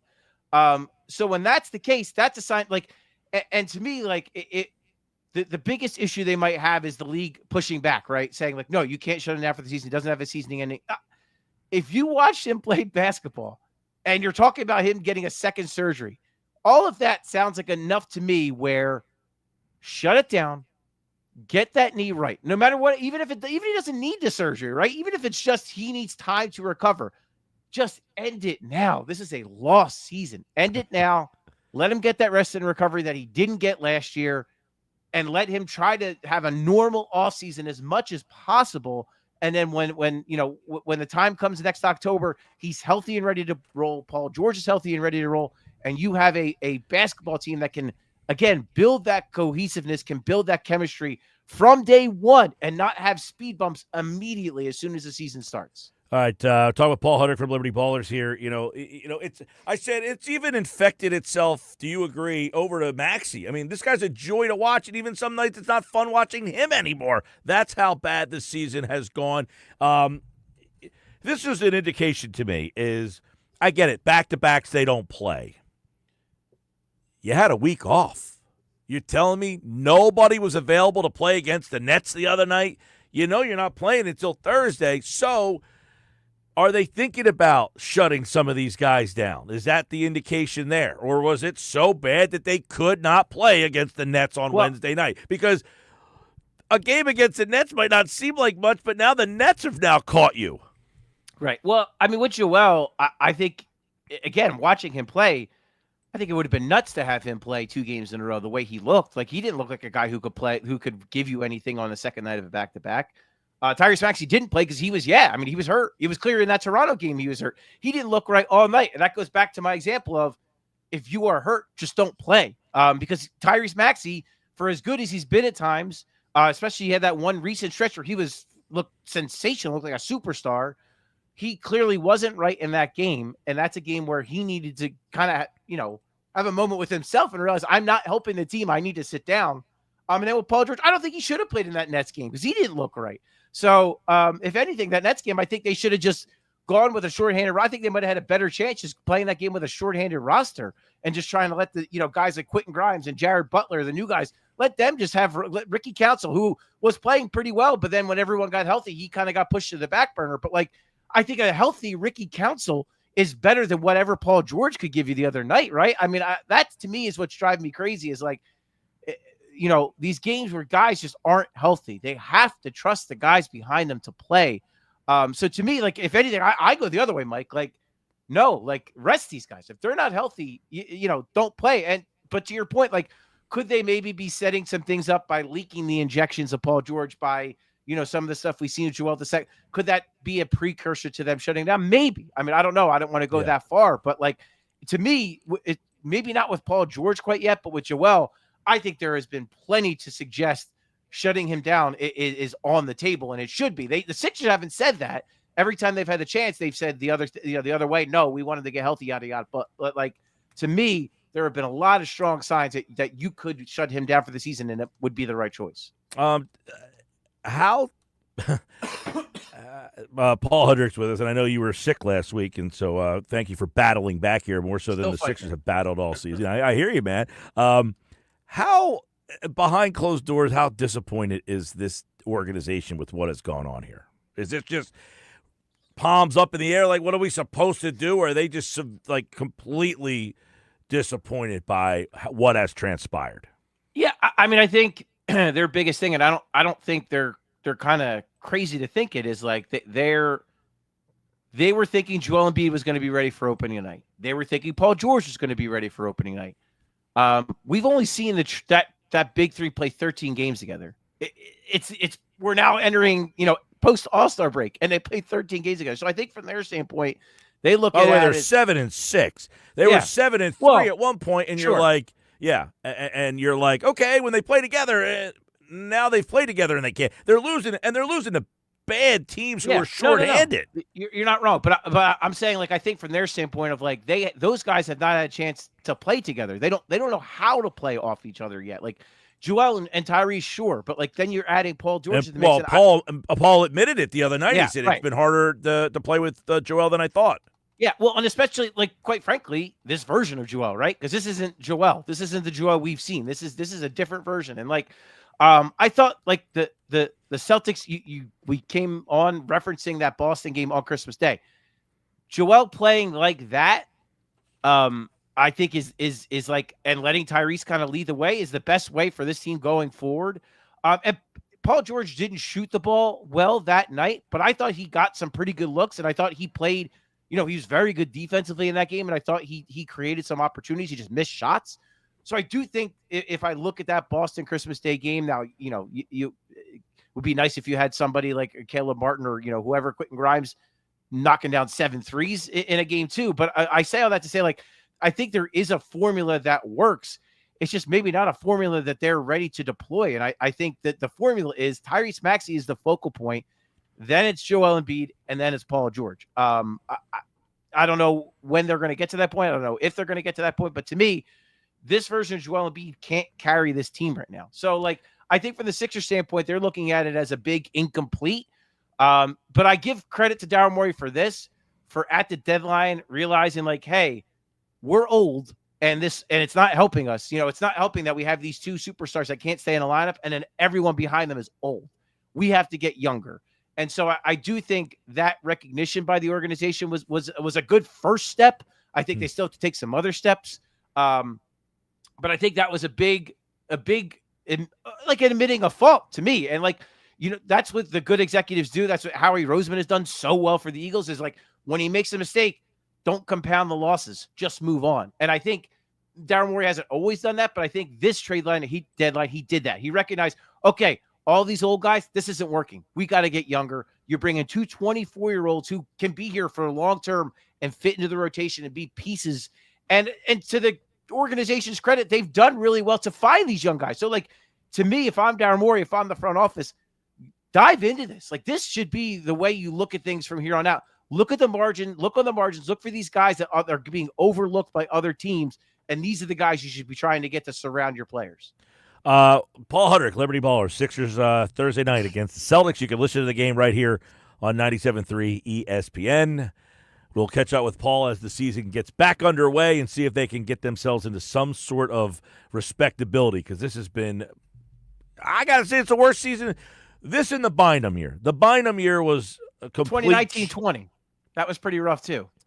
2019. That was Al Horford year. That was pretty. Yes, that was a bad year. You're right. But I think this is worse. And the Bynum year was similar because every week it was, is he going to come back? Is he going to play? He's bowling. I mean, that was a joke.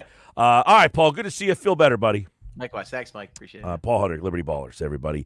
Sports Bash Live, 97.3 ESPN, the 97.3 ESPN free mobile app, live video streaming on the X platform, YouTube, at Mike Gill Show. Josina Anderson has a report on who the new coordinator will be with the Saints. That's next. This is the Sports Bash.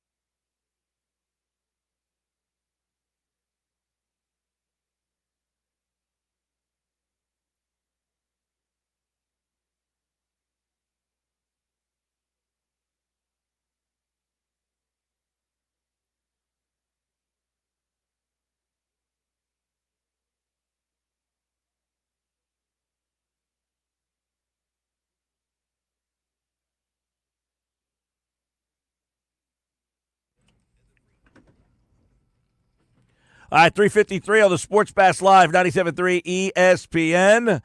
And according to Josina Anderson from the exhibitconcept.com, the Saints are currently working to finalize a deal with Eagles quarterback coach Doug Nussmeier to become the team's next offensive coordinator, citing league sources. Josina Anderson, who was on the show last week, said she pretty much knew who the coordinator was going to be, was not at liberty at that point to discuss, but now she is putting out there that Doug Nussmeier will be the team's next offensive coordinator, which means Kevin Patullo most likely will be elevated, and she did say she knows who the Eagles' next coordinator will be, but she was not at liberty to say that either. So, Mike, my quick question for you then is, because we had seen reporting and speculation about Nussmeier being Kellen Moore's OC 2 weeks ago, and then all of a sudden all these reports came out like,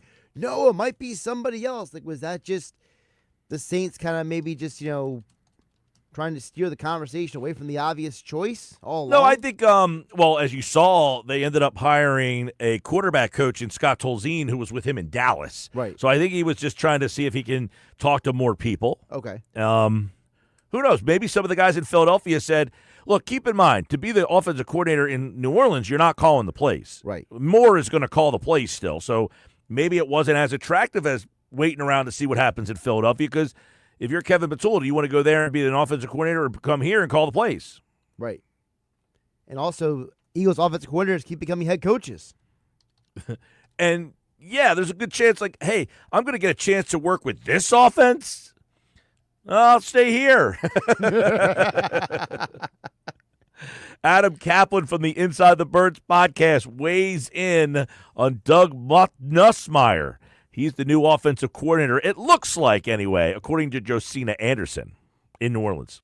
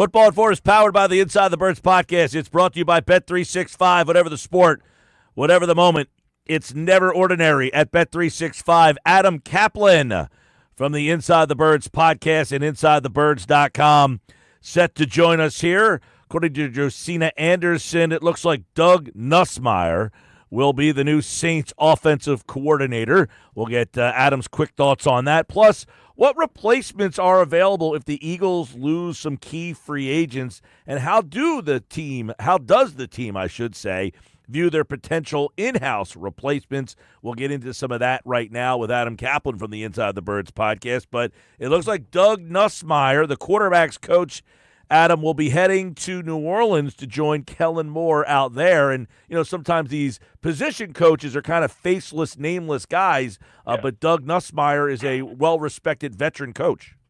Yeah, so, look, Mike, if this didn't happen, I would have been there would have been breaking news if it didn't happen. We've been talking about this for 6 weeks. We actually first put this out there on one of our shows before the playoffs started. We were just kind of talking about, we were looking for different stuff to talk about other than who the Eagles' opponent would be.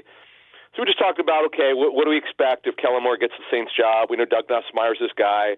He'll be his non-play calling offensive coordinator. That's the way we expect it. Now, Mike, here's the thing we don't know.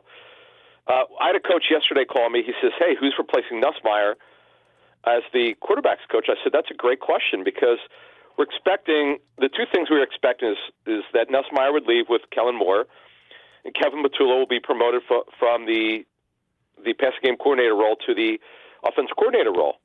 But we don't know who the quarterback coach would be. So if you go through the list, Mike, there's really nobody left unless Sirianni wanted to be it. I don't know that that's been discussed. But so right now, Mike, the Eagles are down a coach. There's no question they are down a coach. It's just a matter of do they hire a quarterback coach from outside the team? We have to see. That one we're not sure about. I'm not going to lie to you. That one we don't know yet. We've known about Nussmeier for 6-8 weeks. That happened like we expected. We're expecting Patullo to be the coordinator. Now, it's not a lock, Mike. It's not a lock. But he's the clear favorite, has been for a long, long time. And you know about his relationship with Nick Sirianni. Yeah, so if Nussmeier goes to be the coordinator, which it looks like is going to happen, that means Patullo most likely will be elevated here in Philadelphia. And as you said, then they need a quarterback coach. It looks like Kellen Moore, he stuck with Scott Tolzien, who was a guy that he knew from Dallas. So he interviewed 4 different Eagles position coaches. So at least it looks like Philadelphia will not be getting massive, guys lost from this staff like they had a couple of years ago, where you're replacing multiple guys. That's where you feel the pain a little bit. Yeah, and by the way, he was actually we put this out in our show exclusively. I don't think this was out. So he wanted Jeremiah Washburn. Remember Jim Washburn, the former Eagles offensive line coach? This is his son, Jeremiah. We were told that Kellen wanted Jeremiah to be his offensive line coach, but Washburn declined to even talk to him about it because he did not want to leave. He's got family considerations to consider, so he decided that he was not going to consider that job. So that would have been another guy. But I'm sure he would have gotten it had he wanted it. So they hired somebody else. Christian Parker was also on our list for them to talk to, and they did that. But we're expecting Brandon Staley to get that job. But yeah, it is interesting now that the full staff is not done yet, but he's close. Kellen Moore's almost done it, and yeah, they may not lose anybody, which would be a great thing. Other than Doug Nussmeier, that'd be a great thing if you're the Eagles because they knew about Nussmeier. They knew that was going to happen. By the way, the Eagles could have blocked that if they wanted to. If it's not for a promotion, if he's not calling plays, which he's not, they could actually block it because on the form that when you turn the slip in, you have to put in exactly what the coach's responsibilities are. A general manager told me that. And a club can contest it if they wanted to, but the Eagles are not going to do that. They have a very good relationship with Kellen.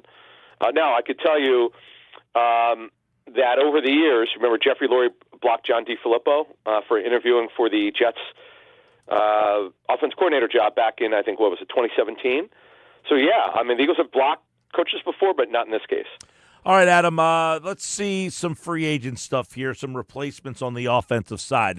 There's a couple of interesting names that are free agents. One is Kenny Gainwell. 2 is Mekhi Becton. Both of those guys are free to sign with anybody they want. But there is a third guy whose name I find interesting is Dallas Goedert. You know, you get to the point where Goddard's been hurt a lot. They have won games without him. So is he a guy that the team could look to move on from or try to do something with? Those 3 guys are 3 offensive players who could be elsewhere this offseason. All right, so let's talk about Gainwell. Gainwell is by far, as we've talked about now for almost a year now, he's the best pass-protecting back. They know that. The coaches know that. Everybody knows that who really knows football. Gainwell's a terrific pass protector. Saquon did have that great block in the Super Bowl, which helped protect Hurts for the touchdown pass, but Gainwell's the best pass protector. That would be an issue if he left. Will Shipley is more explosive than Gainwell. That's not up to debate, but Shipley does not pass protect well. He's not as physical as Gainwell, Mike. That would be an issue. So I know the Eagles would like to have Gainwell back. I mean, you're looking at a $2 to $3 million a season player, and he's a backup running back, so you don't pay them a lot. But he's a really good football player. He's been in good story development, as reported at the time exclusively when he was drafted. The coaching staff was involved in that one. Sirianni specifically really wanted him, so you have to take a look at that. So I don't know, Mike. I know he's a backup, and people don't usually care about these things, but it's important. We need to understand if he does leave, they're going to have to replace him. It's not going to be easy because he protects so well. And who knew he was this physical? We had Ryan Silverfield on several times. His former head coach at Memphis. He's still there, Silverfield, and he coached Kenny, and he thought he would not be the back that he's become. And that's not a negative. He's just not Eagles don't use him the same way they used him at Memphis. It's interesting. Yeah, you mentioned Shipley. He was a guy that's going to be a second-year player next year, where Gainwell was a couple of years ago. It's funny because a lot of people a couple of years ago were like, this Gainwell, they keep giving him carries. What are they doing? They keep doing too much with him. But he has kind of evolved now. As that player, we'll see as, hey, you know this, Adam. When you win the Super Bowl, your value goes up a tick a little bit more. Somebody just wants to get their hands on him. What about Becton? This one seems pretty obvious that they have Tyler Steen here, but do they just think that Becton is the right piece, or would they be ready to move on to Tyler Steen or someplace else? Yeah, they have a very good relationship with the agency that represents him. So they look, it won't be easy because Mekhi played really well. He played right tackle and left tackle for the Jets and shocked us when Jeff Mosher had that great report that got panned. When Jeff said, listen, they're going to try him at guard, and some reporters locally thought Jeff was out of his mind, but he turned out to be right about that. That was a great scoop. And the bottom line is Mekhi played really well at right guard. Who knew? Other than Jeff Stoutland, you got to give Stoutland credit. I was shocked at that one. So Mekhi's helped his value. But Mike, he's got the one bad knee, where's that super bulky brace. Medicals are always a concern when you get into free agency. Every team shares medical information. They have it. They know. And that's going to be a problem for Mekhi. So we wish him well. He's still a young guy. Great story. You saw his emotions in the Super Bowl, I'm sure. And here's the thing is I keep telling people, the Eagles have supreme leverage here. They have his replacement, and that honestly, they when you look at this situation here at right guard, you have to understand, Mike. Tyler Steen was drafted to be this position to play right guard. He was a tackle in college. Even if you brought Becton back, the Eagles don't want to give up on Tyler Steen, so it's hard to justify $10 million a year or more. It's just hard to do that. That's why. The smart money's on Tyler Steen here, but listen. If Becton comes in lower than they expected, that changes it. But right now, the smart money is on Steen to replace him. All right, I want to get your thoughts on Goddard because we brought him up the other day. As he's been hurt. They've played well without him. I don't want to say you don't notice when he's not there. He obviously does things that Calcaterra and the others don't do, but they did continue to win without him. Give us some thoughts on his contract and the potential of the Eagles and Dallas Goedert moving on from each other. Yeah, he just turned 30 years old on January 3rd. That does matter. We know about his injury history. We know he's a terrific football player. When he's in the lineup, he's a difference maker. I know they've been able to, this season in particular, they were able to, were they 7-1? I think Jeff had that note. They were 7-1 without him, but they know how good they are with him. It's a tough deal. It's hard to find any we call these contract comparables comps. It's hard because of his age, his injury history. He's on the final year of his deal. He's owed $15.5 million in total cash. 80% of it's tied up in a option bonus, which becomes due, I believe, sometime in March. So they have a decision to make. This is a tough one, Mike. They don't have a replacement. When you're picking 32nd, you could do whatever you really want. Now, edge rusher is their biggest need, but so is tight end. Tight end's right up there.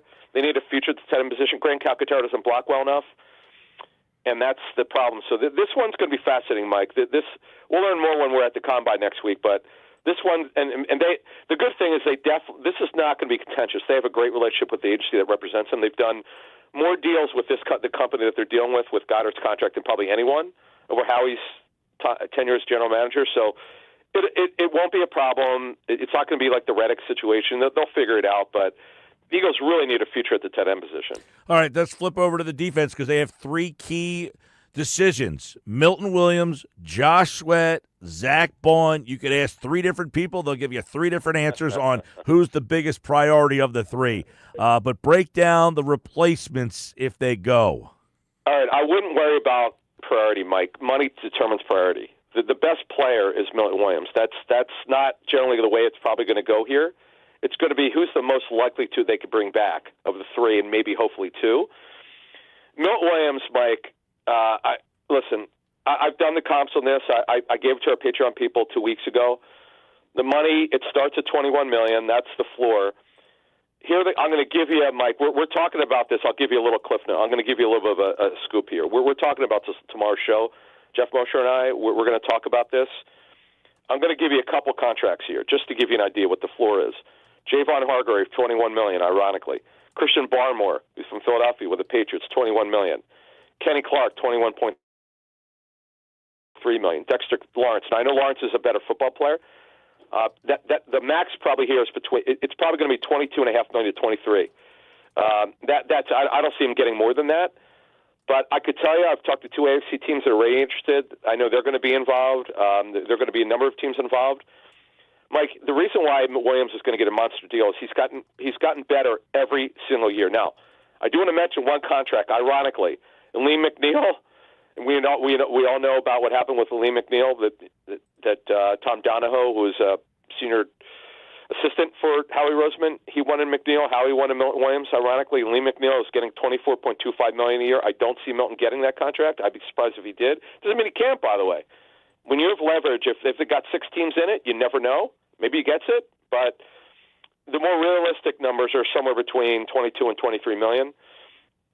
That's where it's going. He's not getting less than 21 million. The other stuff that's out there, they're clearly not talking to NFL teams, bottom line. Yeah, I know, a lot of people look at Milton Williams as a guy who could be, I don't want to say a huge overpay because I think he's a pretty talented, and because of his age, that's the big thing. He's a free agent in the prime of his career as opposed to that 30-year-old when a lot of guys hit free agency. That's a big deal.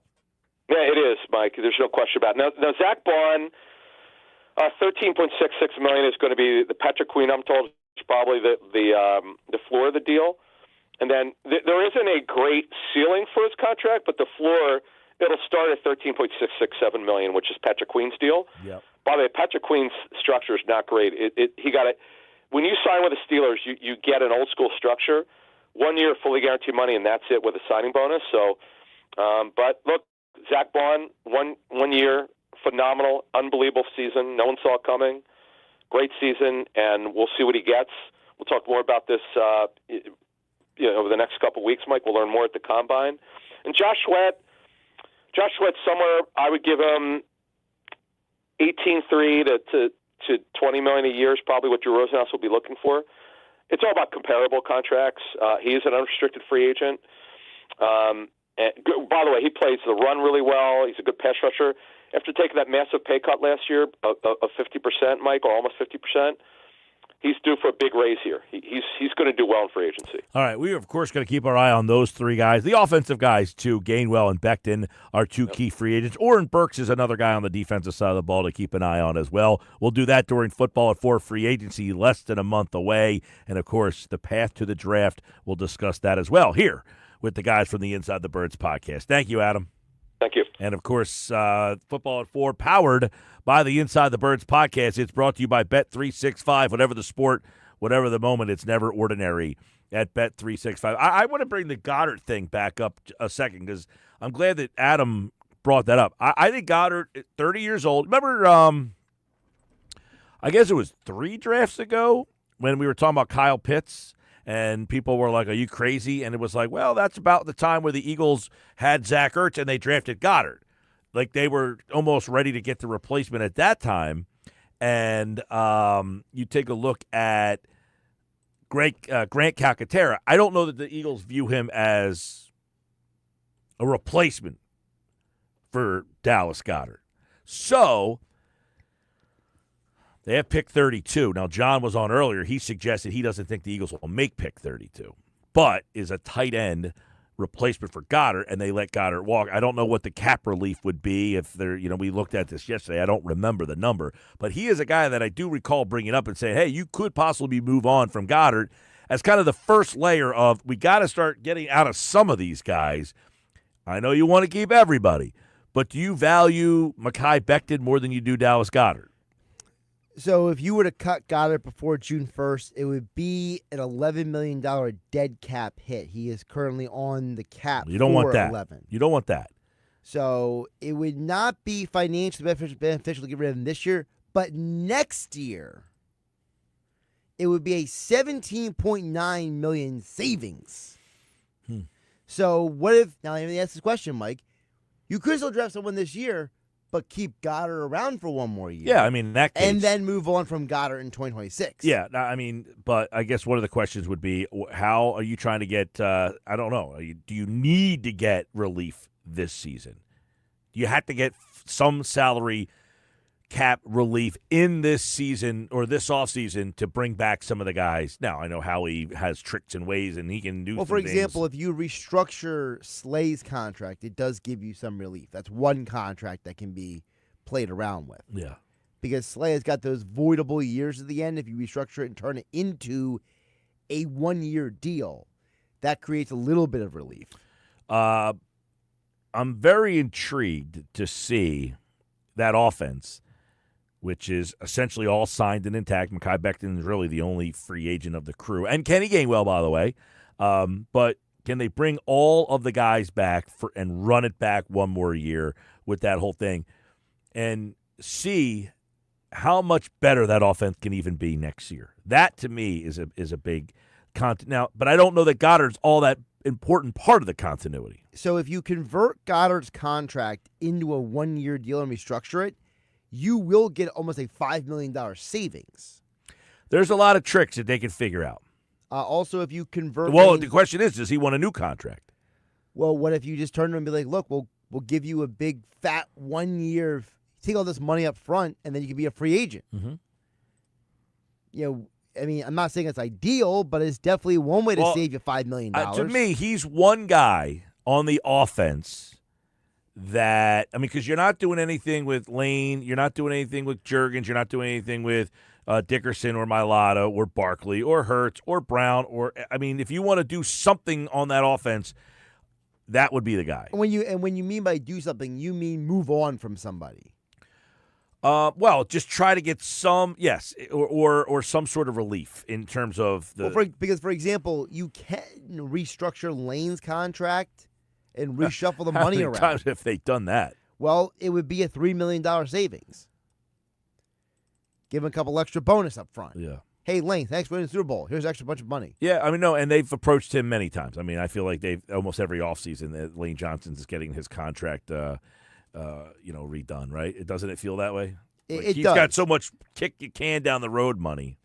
To me, right now, as I'm looking at the list, because I turned the list so I can see what everyone's restructure savings would be, Dallas Goedert would be the biggest savings if you restructure his deal. Yeah, no, he's the guy. That's why we brought him up, because he seems to be the one that gives you the savings there. All right, Sports Bash Live, 97.3 ESPN, the 97.3 ESPN free mobile app, live video streaming on the X platform and on YouTube at Mike Gill Show. We told you, according to Josina Anderson, Doug Nussmeier, the Eagles quarterback coach, will be the new coordinator in New Orleans. He will be heading to New Orleans with Kellen Moore. Those guys worked together in Dallas and in L.A. and in Philadelphia, and now he brings him to New Orleans to be the coordinator down there. It's a little bit like how everywhere Kyle Shanahan went for years, he brought Mike McDaniel with him.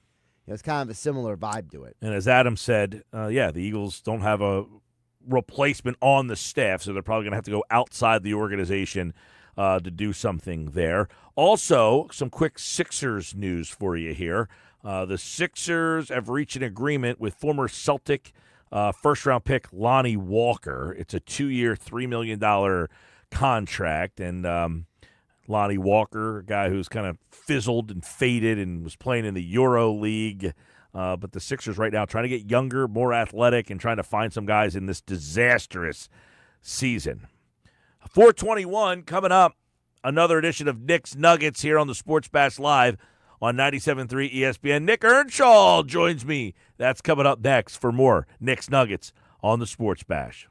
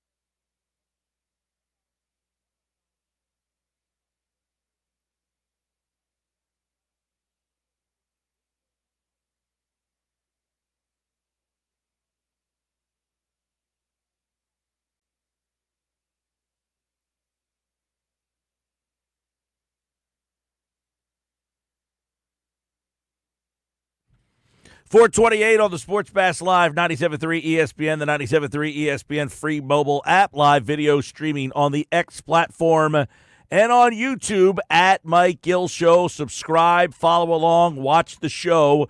And, of course, each and every day at this time, it's another edition of Nick's Nuggets here on the Sports Bash on 97.3 ESPN. Nick Earnshaw is back for another edition of Nick's Nuggets. And, of course, he's brought to you by the Fanatic Sportsbook at Ocean Casino Resort in Atlantic City. And we got a lot going on as the season, football season is over. But now we're transitioning to baseball, and, of course, the winter sports are hitting the post-All-Star breaks. So let's get into another edition of Nick's Nuggets here with Nick Earnshaw, host of the Shift podcast and producer of the Locker Room weekends on 97.3 ESPN. What's up, Nick? Hey, Mike, how are you? We just did a spring training episode of The Shift, so that's out everywhere right now. You get that. It feels good. You know, we're transitioning nicely into baseball season because the basketball and hockey seasons, oh my gosh, I just can't. I can't deal with the Sixers right now. They signed Lonnie Walker. The Flyers are the Flyers. So they play better as of late, I guess. But yeah, let's get to baseball at this point after the greatness of the football season. Yeah, I'm ready for a little baseball, I guess, Saturday. You're going to get a little Grapefruit League action on Saturday. Yeah, can't wait for that. But I still want to stick with football to start today's Nuggets. And we got to talk about the Jalen Hurts convo. So everything's kind of settling down now. The Eagles won the Super Bowl. We're transitioning into the offseason, combine coming up, draft, free agency, all that good stuff on the way. But the discourse is very interesting, especially with the quarterback. And it just still will not end with Jalen Hurts. I don't think a Super Bowl is good enough. And I want to talk about the Jalen Hurts and the elite conversation, him being up there with the elite quarterbacks. It seems to me that people are still discounting what Jalen Hurts did because of how good the roster was for the Philadelphia Eagles and how good the entirety of the year was for the Birds defensively, all of that stuff. And they're just kind of discounting Jalen a little bit. And Pete Prisco did a little, there was a clip of him ranking quarterbacks. Would he take Jalen Hurts or Dak Prescott or other quarterbacks, Trevor Lawrence? Who would you rather have to start his franchise with? And he chose Dak Prescott. He chose Trevor Lawrence essentially over Jalen Hurts. Mike, I just can't understand why Jalen Hurts is still getting disrespected by the national media at this point, because the guy, all he does is win. And to have that behind you as a Super Bowl MVP and still be disrespected, I just think it's crazy at this point. Yeah, believe me, I think people like that do need to get some attention on their work. They work in a industry where you need to have that, people clicking on your articles. It's not crazy that people don't think he's as talented as them. I think that's fair to say that he's not more talented than than some of these guys. But he wins more than them guys. How do you quantify that? Each person quantifies it differently. There is a population of people that would rather have the more talented guy because they feel if you have more talent, it gives you a better chance to win.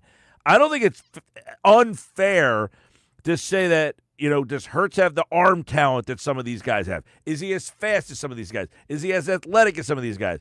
He seems like he is that guy that people just can't connect with because so many fans and evaluators look for arm strength and speed and whatever talent they're looking for. That Hurts just, it's like Bobby Abreu when he played for the Phillies. He just looked like everything was effortless. He did everything effortlessly. So you were kind of like, is he good? Is he not good?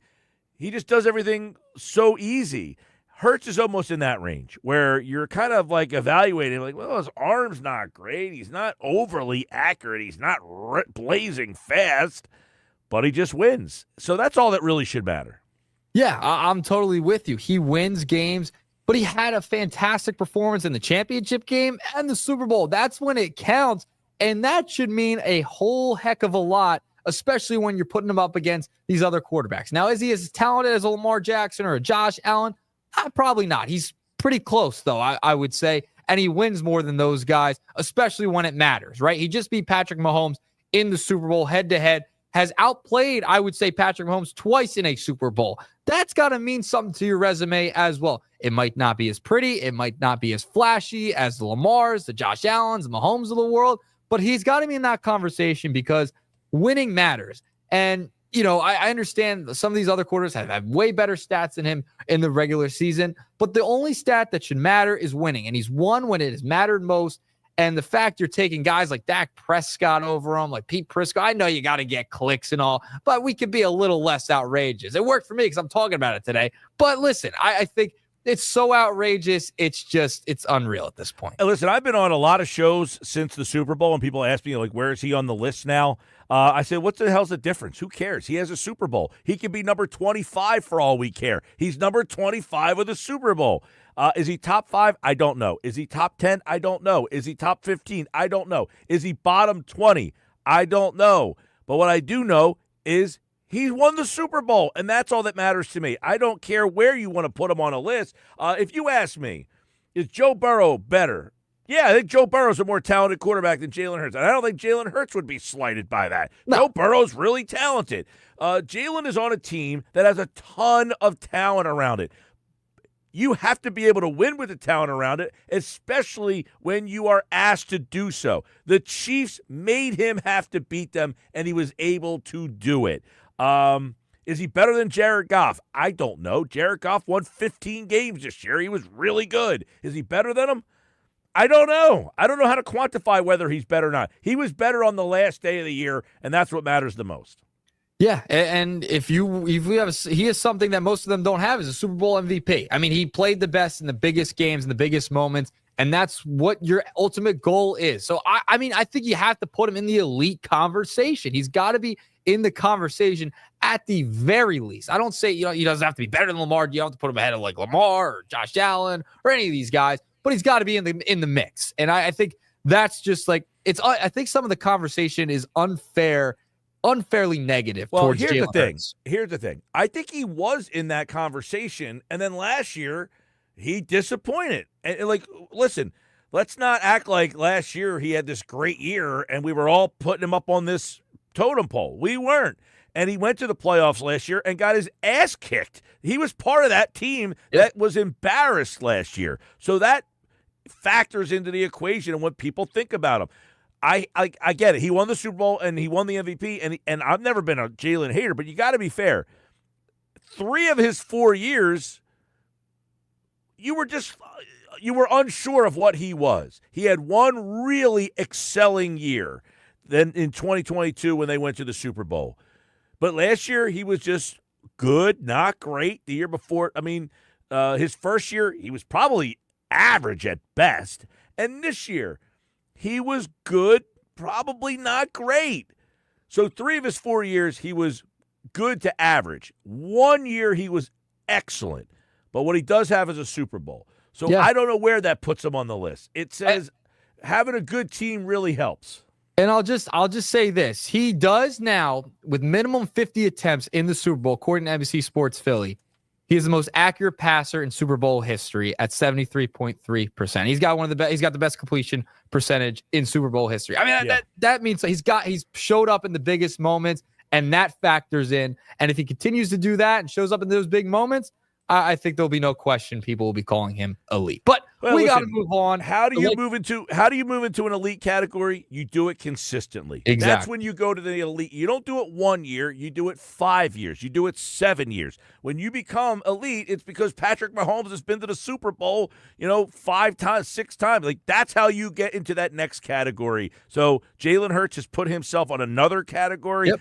To get everybody to agree with you, you got to keep winning. Yep, you have to. And he's been in the Super Bowl 2 out of the last 3 years. That says something, too. All right, moving along from football to baseball season like we're doing right now anyway overall. We got to talk about Taijuan Walker a little bit. This is going to be a fascinating situation to follow throughout Philly spring training. He's going to have a really good spring because he is on the outside looking in. And you have guys like Tyler Phillips, Michael Mercado as those extra pitchers that'll be bouncing between the AAA ranks to Major League Baseball with the Phils and with the big club. So Taijuan Walker, he's been a massive disappointment since they signed him. He's getting paid close to $20 million a year. And He was a guy who appeared in 19 games last year, had an ERA over 10. He had the worst ERA among all pitchers with at least 80 innings pitched. His F-WAR, his advanced stats, not great either, Mike. This is going to be a fascinating situation to see what they do with him. Because they have Mercado, they have Phillips, and Andrew Painter's winning in the wings. So they have their 5 guys, especially after the trade with Luzardo. The situation with Walker is, do you move him to the bullpen? Do you have him in AAA? This is going to be something to watch, and I'm fascinated to see how the Phillies approach this. Because I'm sure, Dave Dombrowski's been on the phone plenty of times trying to trade him, but who's going to take the bait with how bad Taijuan Walker's been since they signed him? Because he had moments with the Mets, and he got that car, was a little overpaid. But I think this is going to be something to watch during the spring that needs to be talked about and how they're going to utilize him. You can make an argument in 2023 that in the month of June and July, he saved the Phillies season. He was the best pitcher they had for 2 months. He was terrible last year. There's no debating that. Now, we had Frank on earlier in the show, and he said, look, you got to bring him to camp. He's making way too much money just to pull the plug on. So instead of somebody else signing him and hope that he bounces back to the guy that he was with, the Mets and you the first year, I don't see that happening.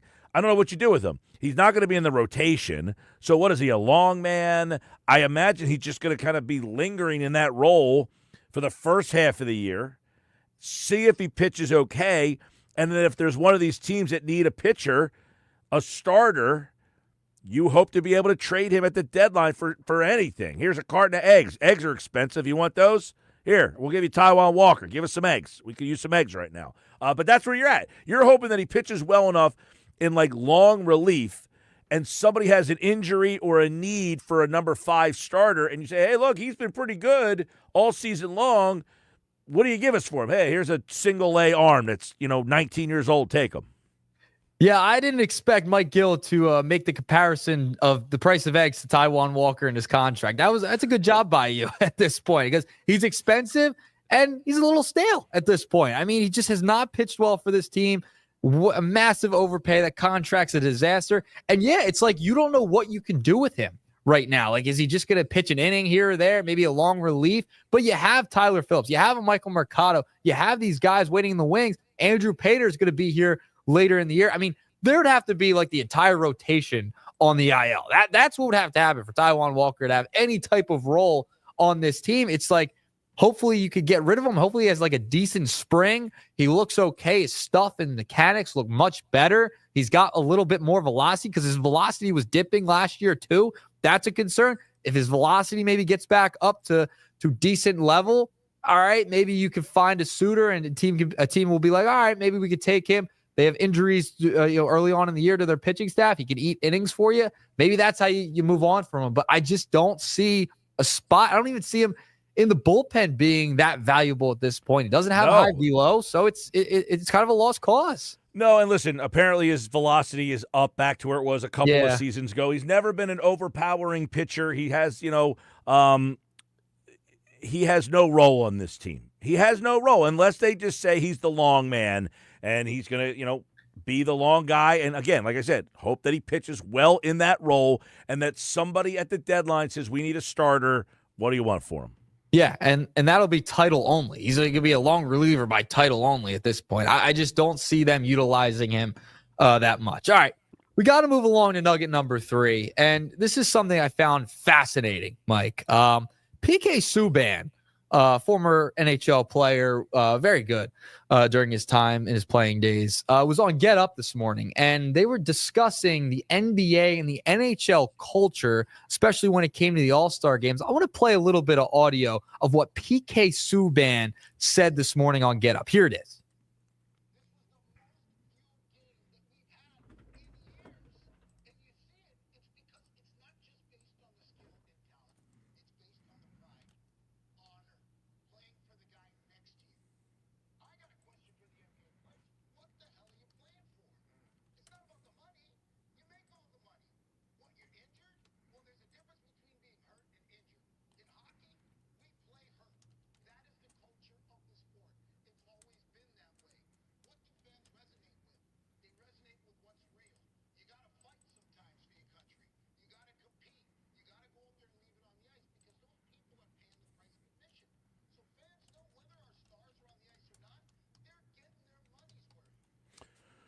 It's well said. I mean, I love the fact that he just flat out called these guys out.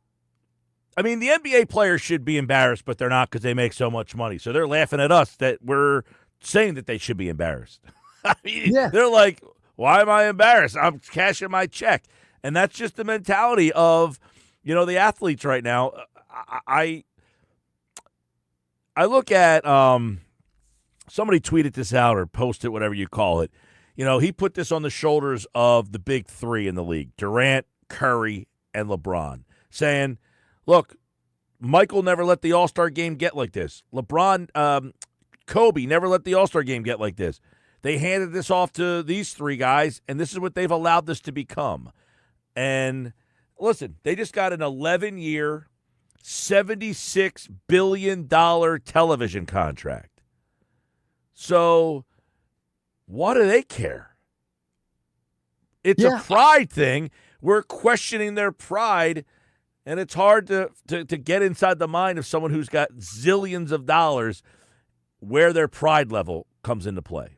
Yeah, I mean, I'm glad someone finally called the NBA players out on this. I mean, they've had to have multiple meetings with the commissioner. They had Larry Bird go in last year some of the legends to talk to him about it, and they still don't care. I mean, it's sad. I mean, it's sad that the NHL players are playing with pride. As PK Subban's saying, they're showing effort. That's all anyone's asking. You're getting paid a lot of money, and you can't show a little bit of effort in these ball games. It's the culture of society, honestly, at this point. I've talked to multiple college coaches before, and it's a different type of mindset now. And unfortunately, this is where the game is gone. I mean, guys don't care. They're too worried about their pockets. They're too worried about not getting hurt. They don't want to ruin an endorsement deal. That's what they're so worried about. And this isn't even just about the All-Star game. This is about the regular season in general with the NBA.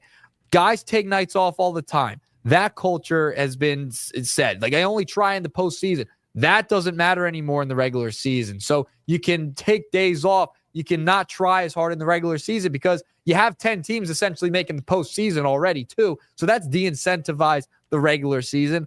It's just a culture thing for the NBA overall, and guys not trying. You have guys in other sports trying. It's a little bit in the NFL too with the Pro Bowl. They stopped trying in that. It's now a flag football game. You see the new thing with the NHL and them fighting Canada, USA and Canada fighting 3 times in 9 seconds to start a game. I mean, there's a little bit of pride there. So, yeah, it's just fascinating that these guys just won't even try. I mean, you don't even have stars doing the dunk contest anymore. The NBA All-Star Weekend used to be fantastic. And you just don't have guys that really care anymore. And it's unfortunate because as a consumer, as a fan, you're starting to lose interest, and it's going to hurt the NBA's bottom line anyway. Yeah, I mean, right now, the dunk contest, you have a problem, okay? Yep. Mac McClung's a great story. He's not even an NBA player, and he keeps winning your dunk contest. So, do you as a star want to enter the dunk contest and lose to that guy? Yeah, because it would hurt your brand. It's all about your brand now. Why would you want to lose to Mac McClung? He doesn't even play in the NBA. Right. So he's actually – I know last year I said this is the best story you got. This guy was awesome. He's so much fun. And by the way, his dunks the other night were legit. They were the best dunks I've seen in a while. So this guy is legitimately the best dunker. The problem is he doesn't even play in your league. So if you are Ja Morant or Giannis Antetokounmpo who said, oh, maybe I'll do it, and you lose to that guy, what is that? That's not good. And that's the problem. And that's the problem right there, that everyone's so worried about looking bad, not looking cool on social media, etc. Who cares? It just you gotta compete. You gotta be a competitor and want to face that. I can dunk a ball better than you can. That mindset and the competitive nature is just gone from these games essentially, and the All-Star weekends for across all the sports almost. It stinks, and I'm glad PK Subban pointed it out. Not that it will change much or anything going forward, but even if you look at the interest in the All-Star game and the interest in the NBA in general, it's dropping. And you look at that stadium that was over the weekend in San Francisco in the Bay Area at Golden State's place. That was a bad turnout by the fans. Nobody showed up. And there was not a lot of interest. And I saw reports that the hype man was trying to get everyone to just at least show some type of interest in the game and make some noise. Like it was a bad weekend for the NBA. And the Kevin Hart stuff was ridiculous. It was a gimmick show. I don't even know what you call it anymore. Well, I think the players even admitted afterwards that there was too many stoppages. They was just, it was clunky. It was, I don't think that a lot of people knew what was going on, how the 4 teams were decided on. You used to have the draft. Listen, you're trying to come up with something that this event is for the television networks. Mm-hmm. It's for the sponsors. The fans don't care, and the players don't care anymore. But they're holding on to it, much like the Pro Bowl. They held on to that thing for as long as they could because millions of people kept watching the Pro Bowl for some reason. I don't know what the ratings were for the NBA All-Star Game. The ratings for the season, they've been okay. They're not, like, tanking. They're not up. They're about where they've been. They just got a $76 billion television deal. So they're doing fine.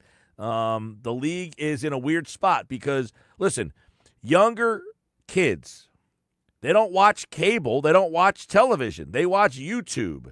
So you're putting the games on. They're on TNT, ESPN. Now, next year they're going to go to NBC, Amazon Prime. They're staying on ESPN.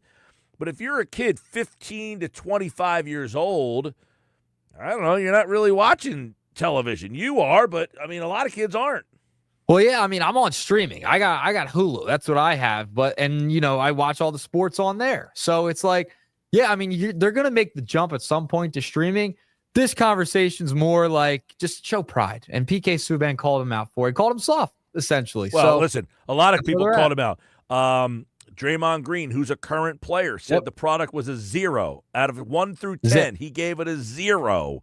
So, yeah, it's no secret that people think there's a problem. And the problem is with the effort. That's the problem. And when your effort's getting questioned, then we'll see what the ramifications are. But monetarily, they're doing fine. Yep. All right. That's 3-pack of nuggets for you today, Mike. A 3-pack on this Tuesday, brisk Tuesday afternoon. Yeah, very cold. It is freezing today, but hopefully things heat up. Got the Phils starting this weekend. We'll do more nuggets tomorrow right here on the Sports Bash. Thanks, Nick. All right, Mike. All right, he's back tomorrow on the Sports Bash Live, 97.3 ESPN, the 97.3 ESPN free mobile app, live video streaming on the X platform, YouTube, at Mike Gill Show. The Sixers have reached an agreement with former Celtics and Euro League guard Lonnie Walker IV. He gets a 2-year, $3 million contract per Shams Charania, and he was a first-round pick, 18th overall by the Spurs back in 2018.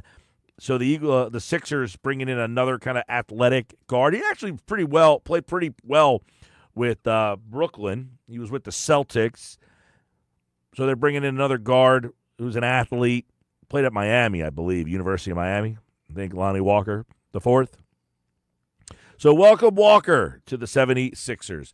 When we come back, the Sports Bash rolls on. Jeff Kerr from CBS Sports is in the house. We'll talk to Jeff Kerr. He was at the Super Bowl. We'll wrap up his perspective on the Eagles season. What made it so special, and what's next for this team? That's next. This is the Sports Bash.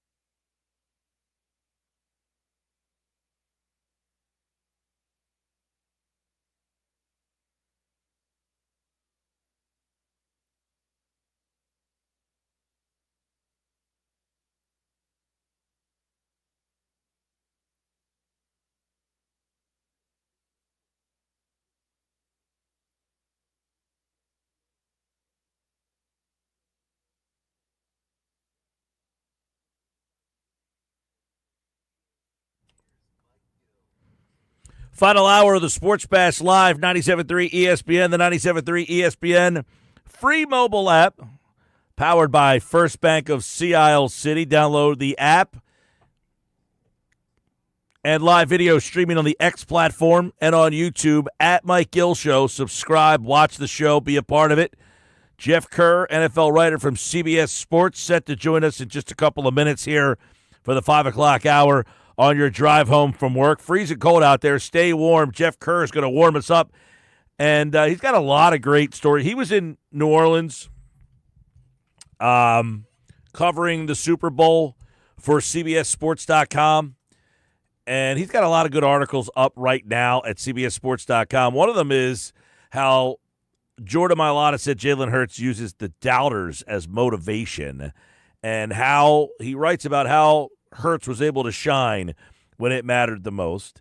Another thing that he writes about, which I find interesting, is Milton Williams, who says he wants to remain with the Eagles. Of course he does, but he has already says he wants a raise. He wants to be paid. We'll get Jeff's take on what the possibilities are that the Eagles can bring Milton Williams back. And some of the other free agents, will get Jeff's take on that. He knows a lot of these guys. He's been around them all season long. And then another conversation that we're going to get into is Brandon Graham. He said he does not have a decision yet on what he'll do. Also, Jordan Mailata, according to Kerr, who wrote about this over at CBSSports.com, he wants Mekhi Becton to re-sign with the Eagles. He says he makes a plea to Howie Roseman to get that done. So a lot of little news, no's, and nuggets with Jeff Kerr from CBS Sports, their NFL writer, who's set to join me right now on the Sports Bash Live, 97.3 ESPN. And good to see you, buddy, back from New Orleans as the Eagles are now Super Bowl 59 champions. And you have a lot of great coverage up at CBSSports.com. But what's going on, man? How was your trip back? Good. I slept 16 hours after the Super Bowl and flew home. It was still, I think I needed a week of sleep to catch up back to my normal schedule.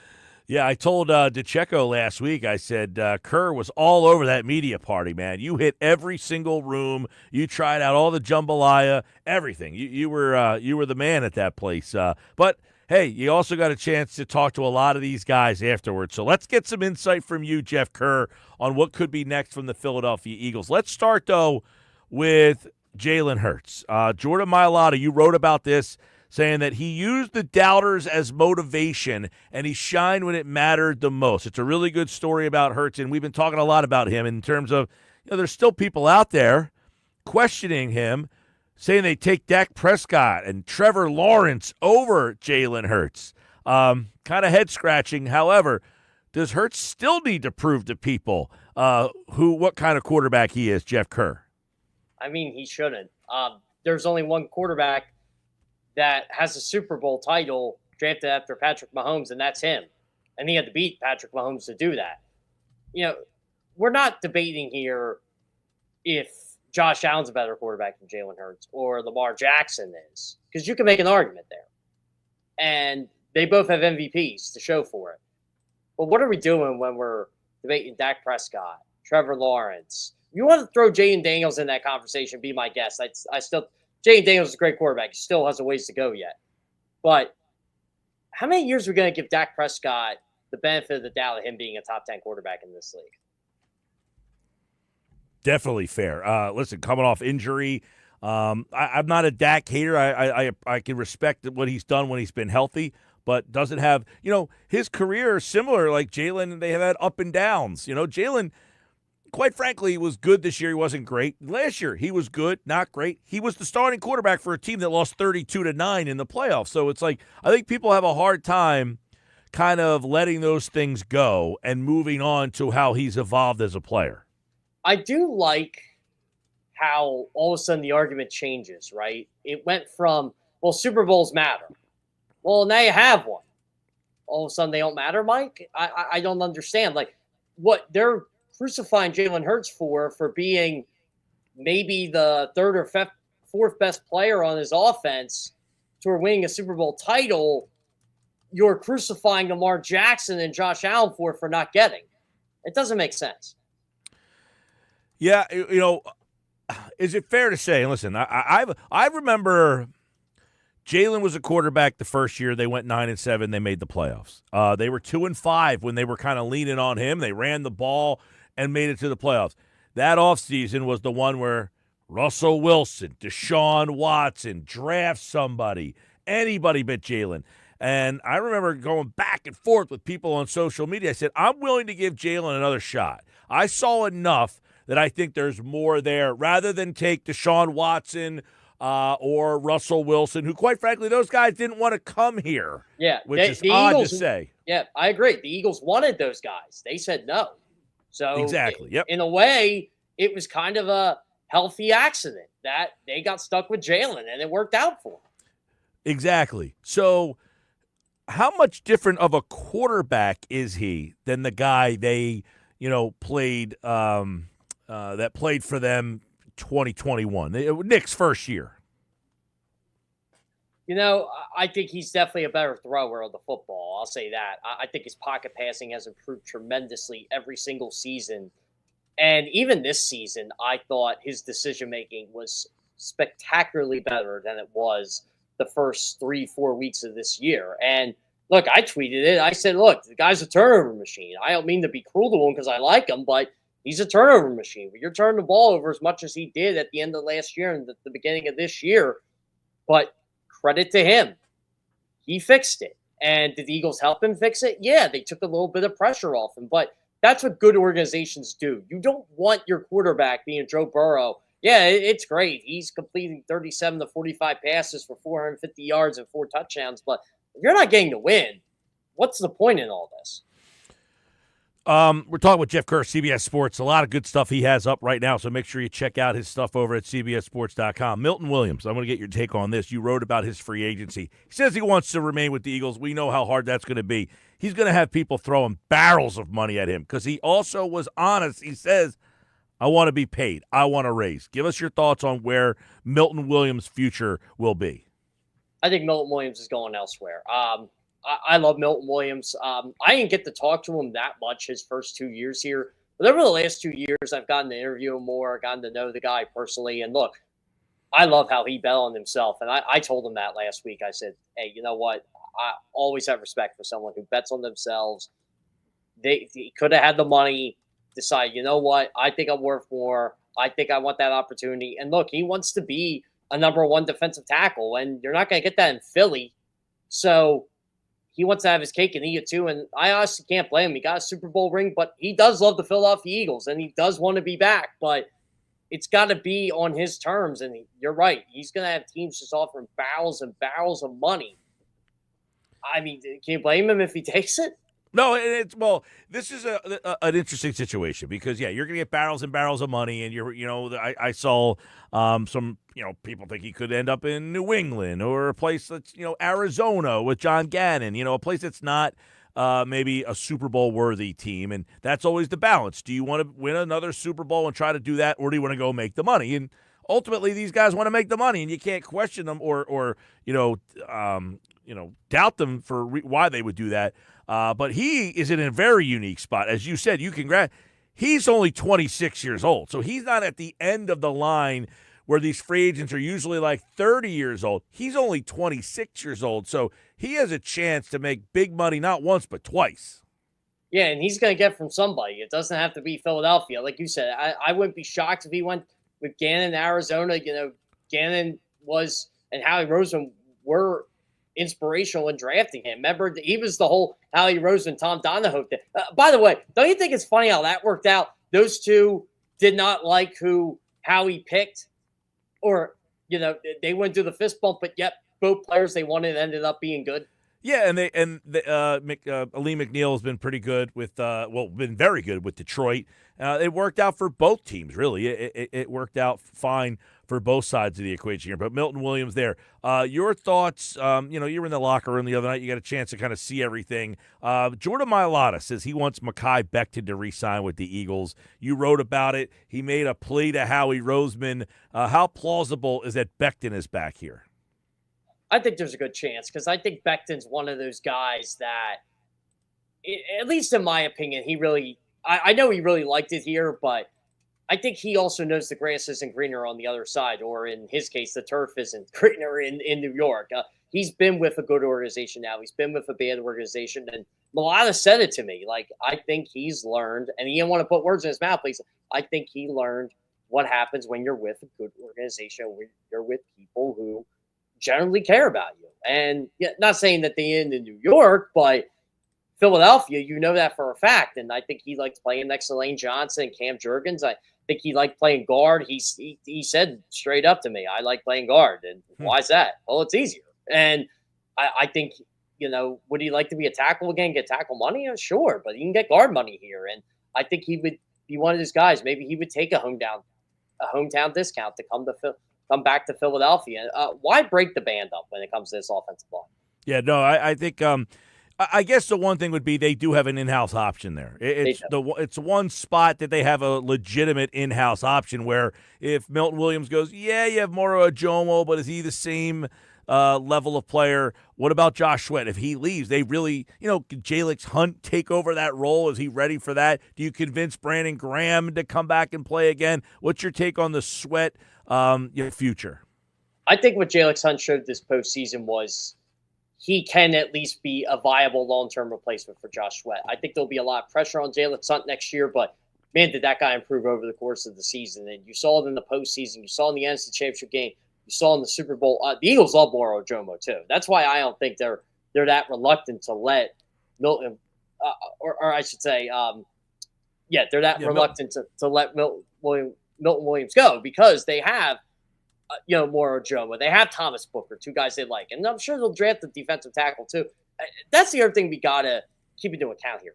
When's the last time Howie Roseman's really missed on a draft pick?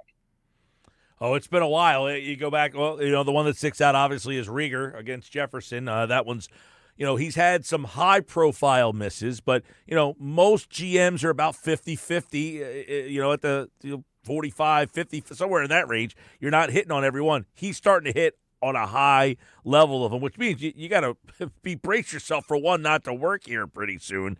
But that being said, Zach Bond, they don't like to draft linebackers. They don't mind drafting a tackle. They don't mind drafting a guard. They don't mind drafting an edge rusher. They don't want to have to draft a linebacker. So does that mean you actually pay the money to keep him here?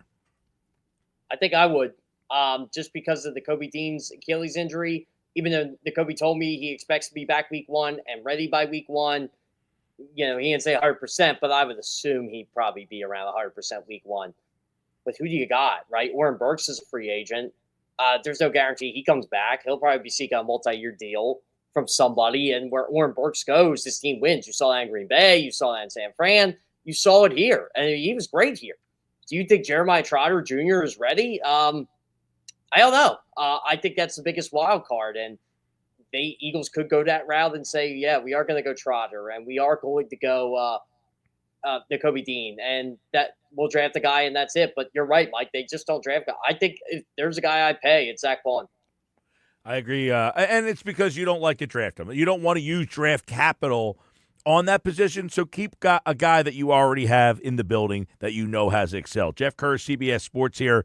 They are some of the, free agent high profile. You got Oren Burks, Jeff Kerr. You've got Kenny Gainwell. Those are two guys, lesser names, but had some roles on this team. Burks, especially as we talk about Bond and Dean's injury situation, is Burks a guy they need to bring back?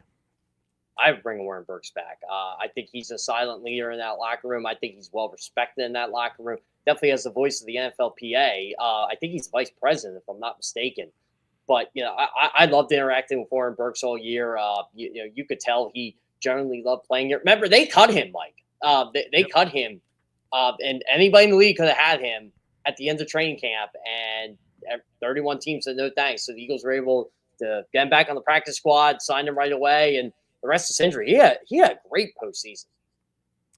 Absolutely. In fact, when Nakobe Dean went out, I think people were a little, much like when Brandon Graham went out. And that was the story of this team, Jeff. Brandon Graham went out. There was a lot of, oh boy, that guy did a really good job setting the edge. He played some pretty big snaps. and then Jalen Hunt stepped right into that role. Similar with Nakobe Dean, when he went out, there was some worry like, oh boy, they're going to target Oren Burks. People are going to go after him. You never realized Dean wasn't even off the field. Burks was really good there. All right, Jeff Kerr, CBS Sports. Get your thoughts now. You wrote about Kevin Patullo over at CBSSports.com. It looks like he will be the next offensive coordinator. Doug Nussmeier, according to reports, is going to join Kellen Moore in New Orleans. So give us your thoughts on, do the Eagles, should they just hire within, or would you like to see them go outside the organization and bring an outside voice into that spot?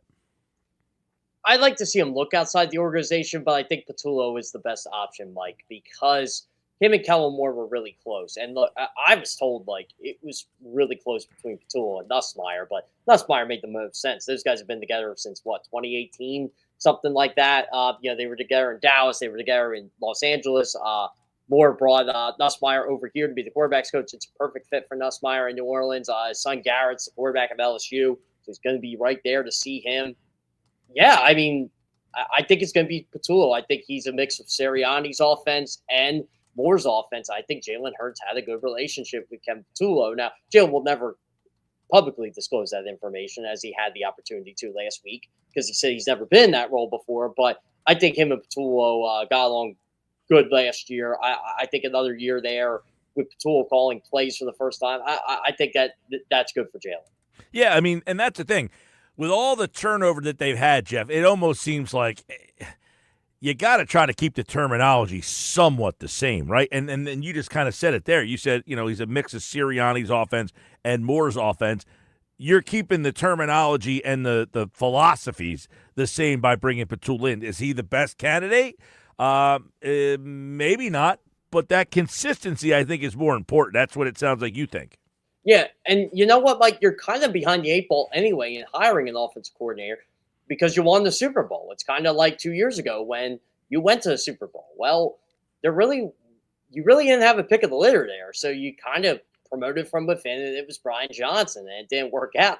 Now you got lucky with this one. Vic Fangio staying, and you could have had Vic Fangio 2 years ago, but Vic's an honest man of his word, already committed to the Dolphins. And this team didn't think Jonathan Gannon was going to leave, and he ended up leaving, which threw a wrench in their plans. And, that led to the whole Sean Desai fiasco. But, I mean, look, I don't think Kevin Patullo is going to be – he's going to be a drop-off for Kellen Moore because Kellen Moore's got a reputation. He's a head coach. But I don't think the offense is going to drop off. I just think you need to be patient with Kevin. And, look, Kevin's been passed over twice for the offensive coordinator job already, but it's not like the Eagles don't believe in him. He's Nick Sirianni's right-hand man. Yeah, but is this a situation where Doug got into a couple of years ago where he wanted his guy and the organization didn't want him to be too buddy-buddy with the guy? Is that a possibility, or is it a fait accompli that Patullo gets a job because Nick wins a Super Bowl and he says this is the guy who deserves it?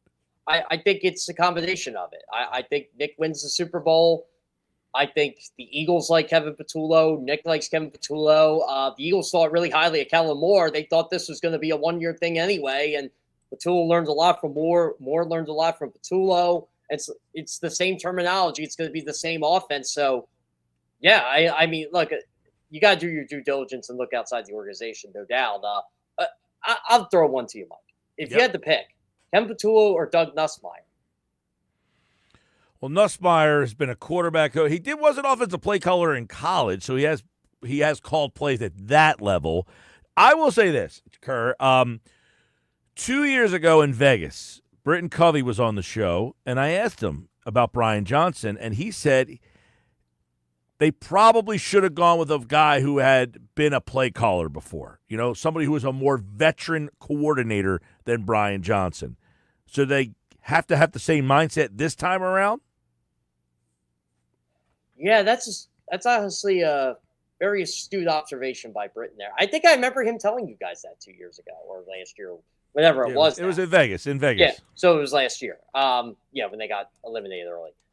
But, yeah, I mean, look, Patullo's never been a play caller before, but he's also worked on the game plan a bit more. He's worked on the offense, and my biggest fear is, does it go back to Nick's offense, which the Eagles basically eradicated when they hired Kellen Moore. They said, no, Nick, you're not doing this anymore. And I think the Eagles got to stay tried and true to this. Hey, Nick, you keep being the CEO, head coach, and doing what you need to do. game planning during the week and being in everybody's, room, because that worked for you last year and you won again and you won big again.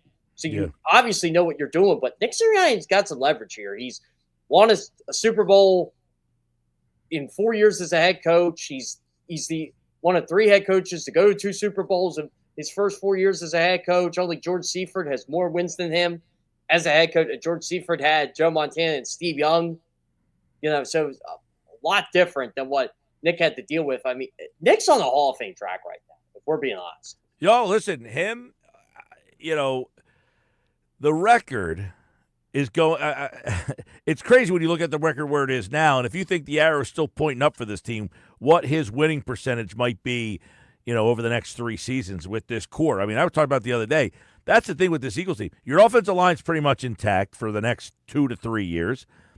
Your defensive front line and secondary is pretty much intact for the next 2 to 3 years, and the quarterback is here. So, and the receivers and the running backs here for 2. You should win a lot of regular season games. His winning percentage so this is his 4th. 2 years from now, he's going to be 6 years in the league. He could have a winning percentage in the 60s. It's insane, right? Well, actually, his winning percentage is in the 700s now. So what's it going to be in 2 years? 750? If they keep winning at the clip, 14-3 seasons every single year, it's hard to duplicate, but you know who was able to do it? Kansas City. Are you getting to that level where you have now become that type of team in the NFC?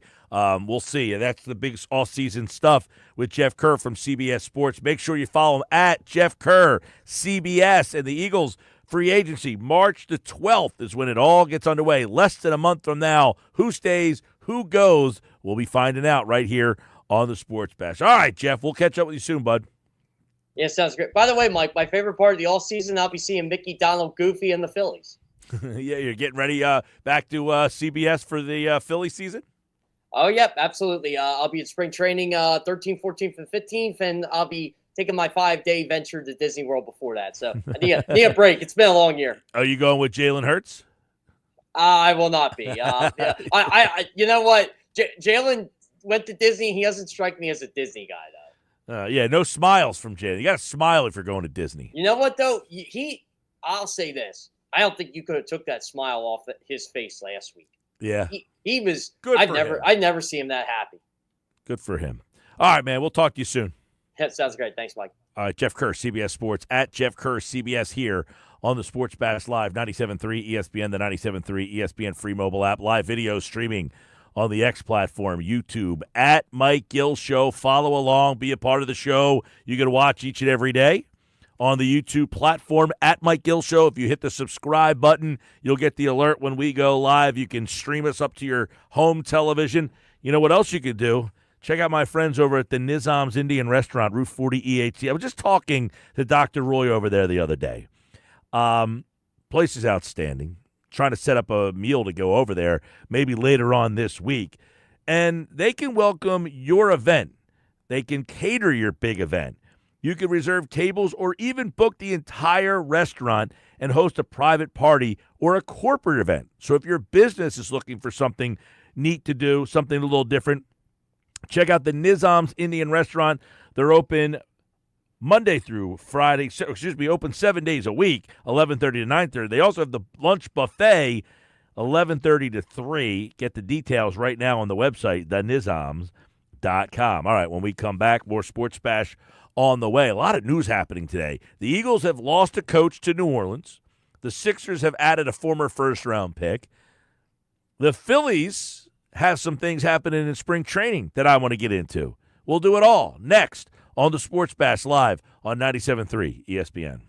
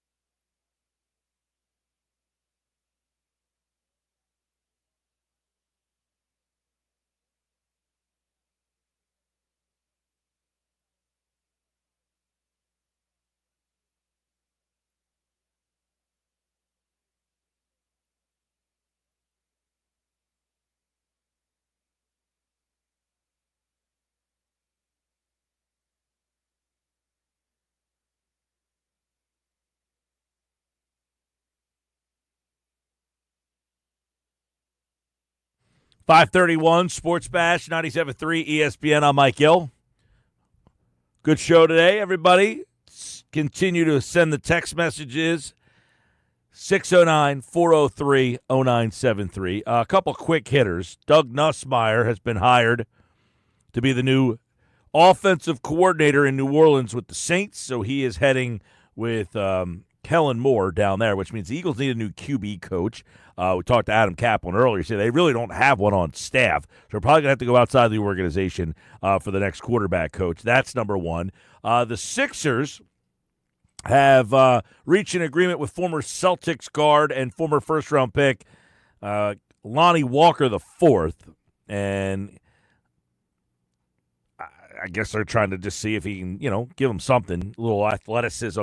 Hey, look, they got rid of a lot of these older guys, and they needed some athleticism. They brought in Jared Butler, Quentin Grimes. Walker's another kind of guy in that mold there. And then the last kind of thing that I'm looking at right now, the Phillies full squad workout's underway today. It looks like Trey Turner's going to be the leadoff guy down there. Here's one thing that I'm watching, though.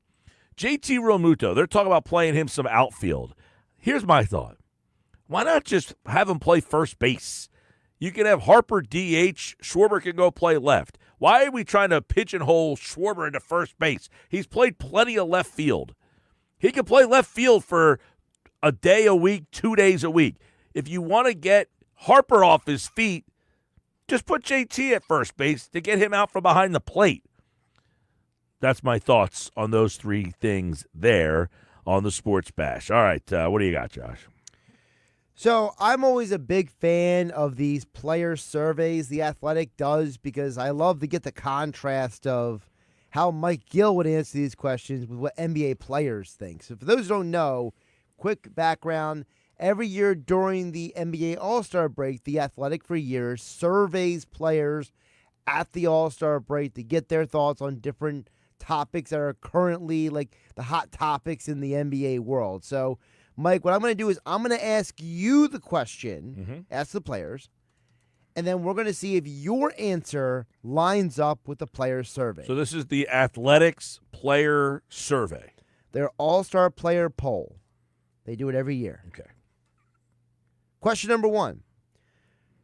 Adam Silver has proposed the idea of shortening NBA games. Should a regulation NBA game be reduced to 40 minutes? No, I don't like that one because you're talking about messing with numbers and like historical stuff. So I'm not a fan of that. I think what the reason they're looking at that, I think, is because the television networks are trying to fit these games into a smaller window. They're saying, hey, your games are 2 hours and 30 minutes or 2 hours and 40 minutes. Can we shorten them down to 2 hours? I think there's other ways you could try to shorten the games up, some of the stuff at the end with the timeouts and the fouls and all that kind of stuff. But no, I don't want to see a game, the 48-minute game go down to 40.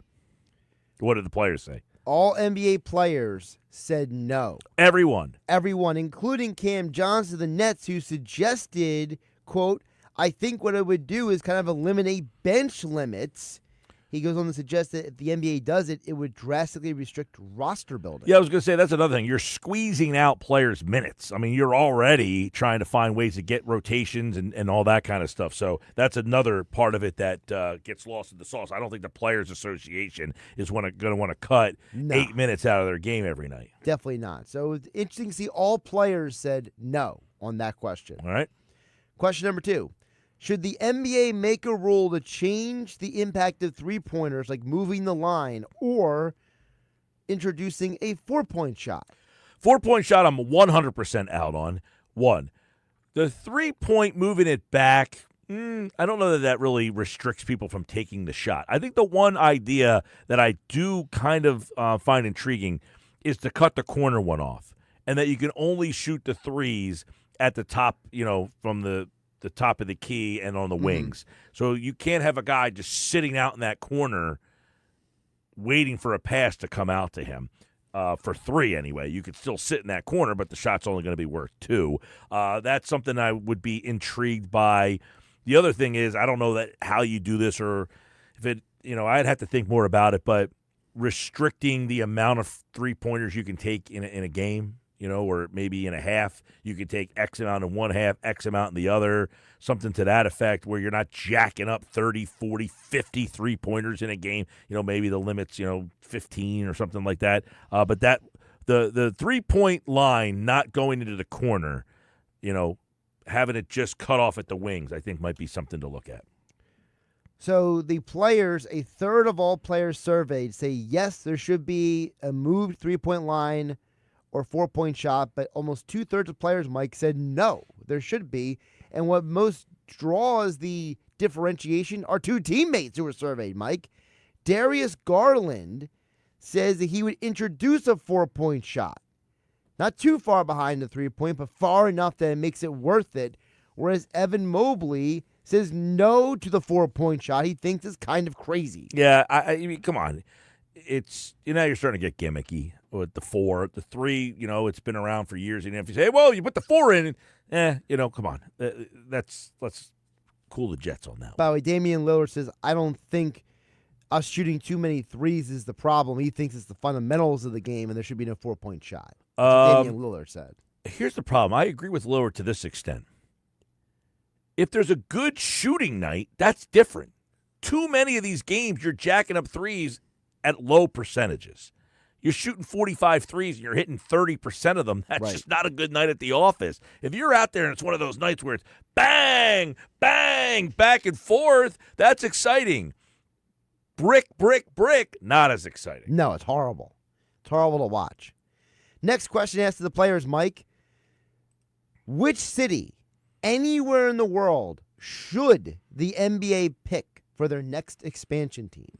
I think Seattle's the obvious one there. They had a great fan base. The Supersonics were a beloved team out there. They are thirsty to have basketball back. Now, it doesn't do much for us here on the East Coast because they're so far away. It's almost like another world out there in Seattle. I don't know that there is a obvious East Coast spot to put another team in. Maybe Nashville. Is that a spot that we think is big enough to do basketball? I know they support the hockey team there pretty well. They got a pretty good fan base for football. But is that a basketball town? Is that a place? Right now the SEC is the basketball, mecca in college basketball. Can you find a spot in the SEC? Nashville would be one. That's an SEC spot. Is there another spot down there that I'm just completely blanking on that should be there? We'll see what the players think, but I'm trying to talk myself out loud. Is there another spot that I'm completely missing that could have a team or should have a team? I guess Vegas would be another spot that maybe the players would talk about, but I don't know that Vegas is big enough to support a third team. So it's funny you mentioned Nashville because Darius Garland told The Athletic, quote, there should be a team in Nashville because I live there. How about we move the Memphis Grizzlies to Nashville and then put a team in Vegas? Hey, he took both my things. He took both of them. So only 20% of the players surveyed said Seattle, Mike. The majority of players, they picked one city. It was Las Vegas. It was a pretty high percentage, actually. It was 40% of the players, a large percentage of any city. Paris got 4 players voting for it. One of them was Wembayama, shocking. Other cities named for an NBA expansion, Mexico City, London, Dubai. Listen, the whole, you're not going to be able to Dubai. I mean, if you're going to have one team. I said this the other day. You have an NBA over here. You have an NBA Europe. You have an NBA Australia. You have an NBA Africa or whatever. Wherever countries you could put enough teams in to have a league and have them play in the league, and then the champions of that league they all play against each other. Then you get a world champion. A real world champion. Yeah. The question would be, if you're a European player, do you stay in Europe and play, or do you come over to the NBA America and play? If it's all NBA sanctioned, is the dream of playing in the NBA fulfilled by being in NBA Europe? Well, for example, Norman Powell told The Athletic, he said that, quote, he said that there was a team in Vegas. I already live there, So I'd happily apply to leave whatever team I'm playing for and go back home. Yeah, but I'm not talking about Vegas. But what I'm saying is that if a guy who's in America is willing to do that, that's different. don't you think a guy like Wembayama or Alex Sarr might do the same thing with Paris? Well, that's what I'm saying. No, because, well, it depends. Would those leagues be viewed the same as the NBA? The reason they leave their own country is because the leagues they currently have there are not viewed as on the same level as being an NBA player. Sure. Making it to the NBA in America is the apex for them. But if it was an NBA Australia or an NBA Europe, would they view that as I've made it, as opposed to playing in the NBA here? So in other words, would you have a league with all Americans playing here, all Europeans playing in Europe, all Australians play? You know what I'm saying? Like, that's where I think some people have said, I know there's a whole story about Maverick Carter. He's trying to start his own league, and it's supposed to be like a rival league to the NBA. Nobody thinks it's really going to work. But they were talking about this on the Sporting Class podcast that I listened to with John Skipper, David Sampson, to where they think an NBA Europe could work. And if you got, because right now, quite frankly, the European players are better than the American players. You put a league over there, and they have, 30 teams in the league. Could it be a rival league?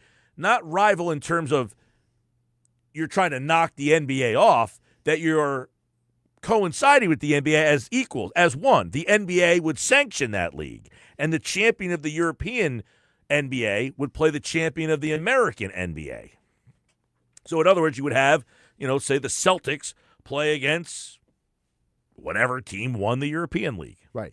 In a 7-game series. If you could flesh that whole thing out to function that way. Yeah, I just don't know if how you would disperse the players. Would American players go over there and play? Would European players be able to still come over here and play? Because if you're bringing the European players over here to play, you're diluting, the teams over there. Correct. You're diluting them, and so now you're making that whole model less valuable. Mike, the next question asks the players. Was the new All-Star tournament this year a good idea, yes or no? Was it a good idea? You had to try something. Was this a good idea? I think it fell flat. So, ultimately, it wasn't. It's like the process. Okay. It was a good idea. It wasn't executed very well, I guess. Okay. Like, a 4-team little round-robin thing could have worked, but you had Kevin Hart and Gone Fishing and some DJ that no one had ever heard of. Then In Vogue came out. Who knew they were still around, right? I mean, they must be from the Oakland area or San Francisco, so that's why they were there. But you had all these other things that you propped up higher than the actual games themselves. So, good idea, maybe, not executed well. That would be my take there. 75% of players said it was a good idea. 25% no. Among the players who did not like the idea was Shea Gilgeous-Alexander, Mike. He told The Athletic they should scrap the whole format and play a massive one-on-one pickup game tournament. Yeah, I keep hearing this one-on-one for $1 million. The problem with that, I find, is what are you going to do? Shea Gilgeous-Alexander against Victor Wembanyama? I mean, the size difference for some of these guys. Now, there's a lot of guys who are, What if you did 2-on-2, like, NBA Slam, the video game back in the day? That might be a little bit better, but. So then it's like Wemby and De'Aaron Fox versus Shea Gilgeous and Chet. That's a possibility, but the one-on-one thing is, you got guys who are, Joel Embiid playing against Jason Tatum, right? That's not a good matchup. No, it's not a good matchup. By the way, another player who didn't like the format is Trae Young. He says, I don't think it's a great format. I feel like the long breaks were too much. And obviously, we're trying to stay warm and play hard and play as much as you want for the fans. Well, that goes back to what I said. He's saying it wasn't a good idea, but it wasn't because it wasn't a good idea. It's because there was too many breaks. And we're trying to play hard and stay warm. And here we are standing on the sideline watching Kevin Hart telling, bad jokes. Yeah. Mike, the next question asks the players, what's the easiest way to convince players to care about the All-Star game? Don't have an answer to that question because putting monetary attachments to it means you don't care about the All-Star game. You care about the money. So any answer that has money is saying, well, you're not getting me really to care about the game. I'm caring about the money. Well, as you might guess, Mike, If they're all answering money, it tells you they don't care about the game. 2/3 of the players say money. They want more money on the line. Yeah, I mean, you're making money. You're already making You're money. already making a lot of money. Yeah, if you have a salary to do a job, if the job recognizes you for outstanding service, and you're saying I want more money for my outstanding service, now I guess in some walks of life, you have bonus structures that if you now I'm saying, do most of these guys, if they make the All-Star game, get a bonus in their contract? Well, it's interesting you mentioned that because the idea that Trey Young came up with, that's right, Trey Young, let me scroll down here. It was one of the players, but one of the players said, I got to find it. They basically said that, you make it so that you only get your All-Star bonus if you win the game. Okay, it's not bad. So like instead of it's Wembayama, he said, my opinion is that you got to make it more purposeful. There's got to be more than pride on the line. There's got to be more stakes. See, I hate that comment right there by Wembayama. There's got to be more than pride on the line. Why? I don't know. Maybe he's a dumb young kid doesn't know better. I actually felt like Wembayama was out there trying and was like, I'm the only guy out here trying. So maybe I shouldn't. Maybe he walked away after it being like, why did I do all that work for? Yeah. Another question asked the players, who will be the best player in the NBA 5 years from now? Wembayama. Wembayama was the pick of 70% of the players.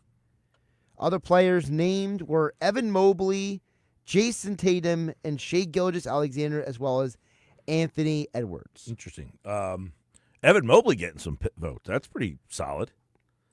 Well, Mobley voted for himself. Oh, jeez. Mobley said, maybe me or Victor.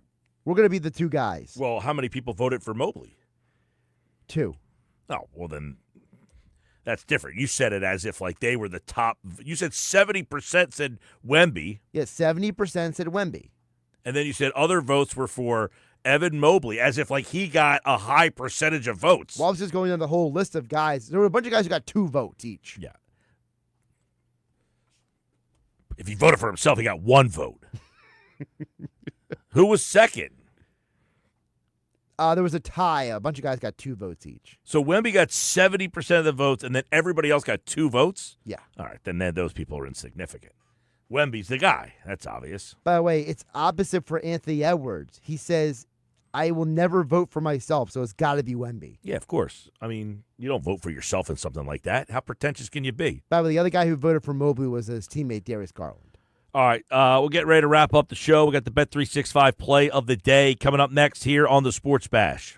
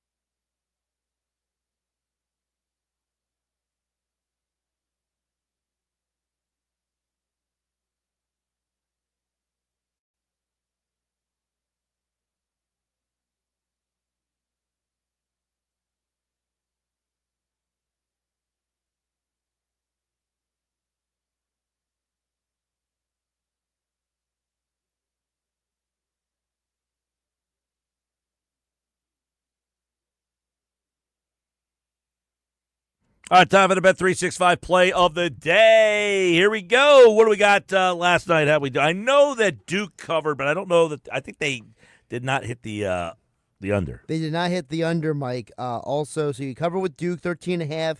They didn't hit the under. Also, K-State did not cover the 2.5.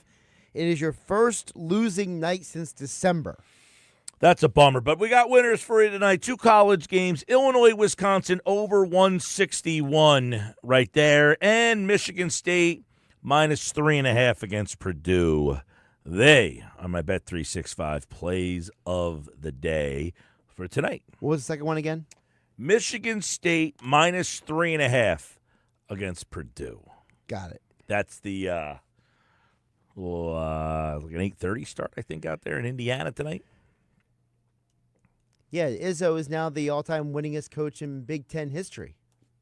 Nice. Good for him. He broke Bobby Knight's record. It's about March Madness season starting here soon. Soon. Not quite yet. Soon. We're approaching. We're approaching. We've got about 2 weeks left to go before we really get into the madness here. And, of course, you can hear all of March Madness right here on 97.3 ESPN. All right. By the way, the Bet365 play of the day is brought to you by Bet365. Whatever the sport, whatever the moment, it's never ordinary at Bet365. I'm Mike Gill. This has been the Sports Bash on 97.3 ESPN, the 97.3 ESPN free mobile app, and live video streaming on the X platform and on YouTube. At Mike Gill Show, follow and subscribe to the YouTube channel at Mike Gill Show or on the X platform at Mike Gill Show. And, of course, you can always follow along to the show on 97.3 ESPN and the 97.3 ESPN free mobile app, which is powered by our friends at First Bank of Sea Isle City. All right, tonight, nothing. No games, Zippo. Go find something to watch. Sixers not on until Thursday night. Flyers not on until Saturday afternoon. Oh, you got the Four Nations is tomorrow? Thursday. Oh, that's Thursday as well. Boy, no sports the next 2 nights. Have a great rest of your night, everybody.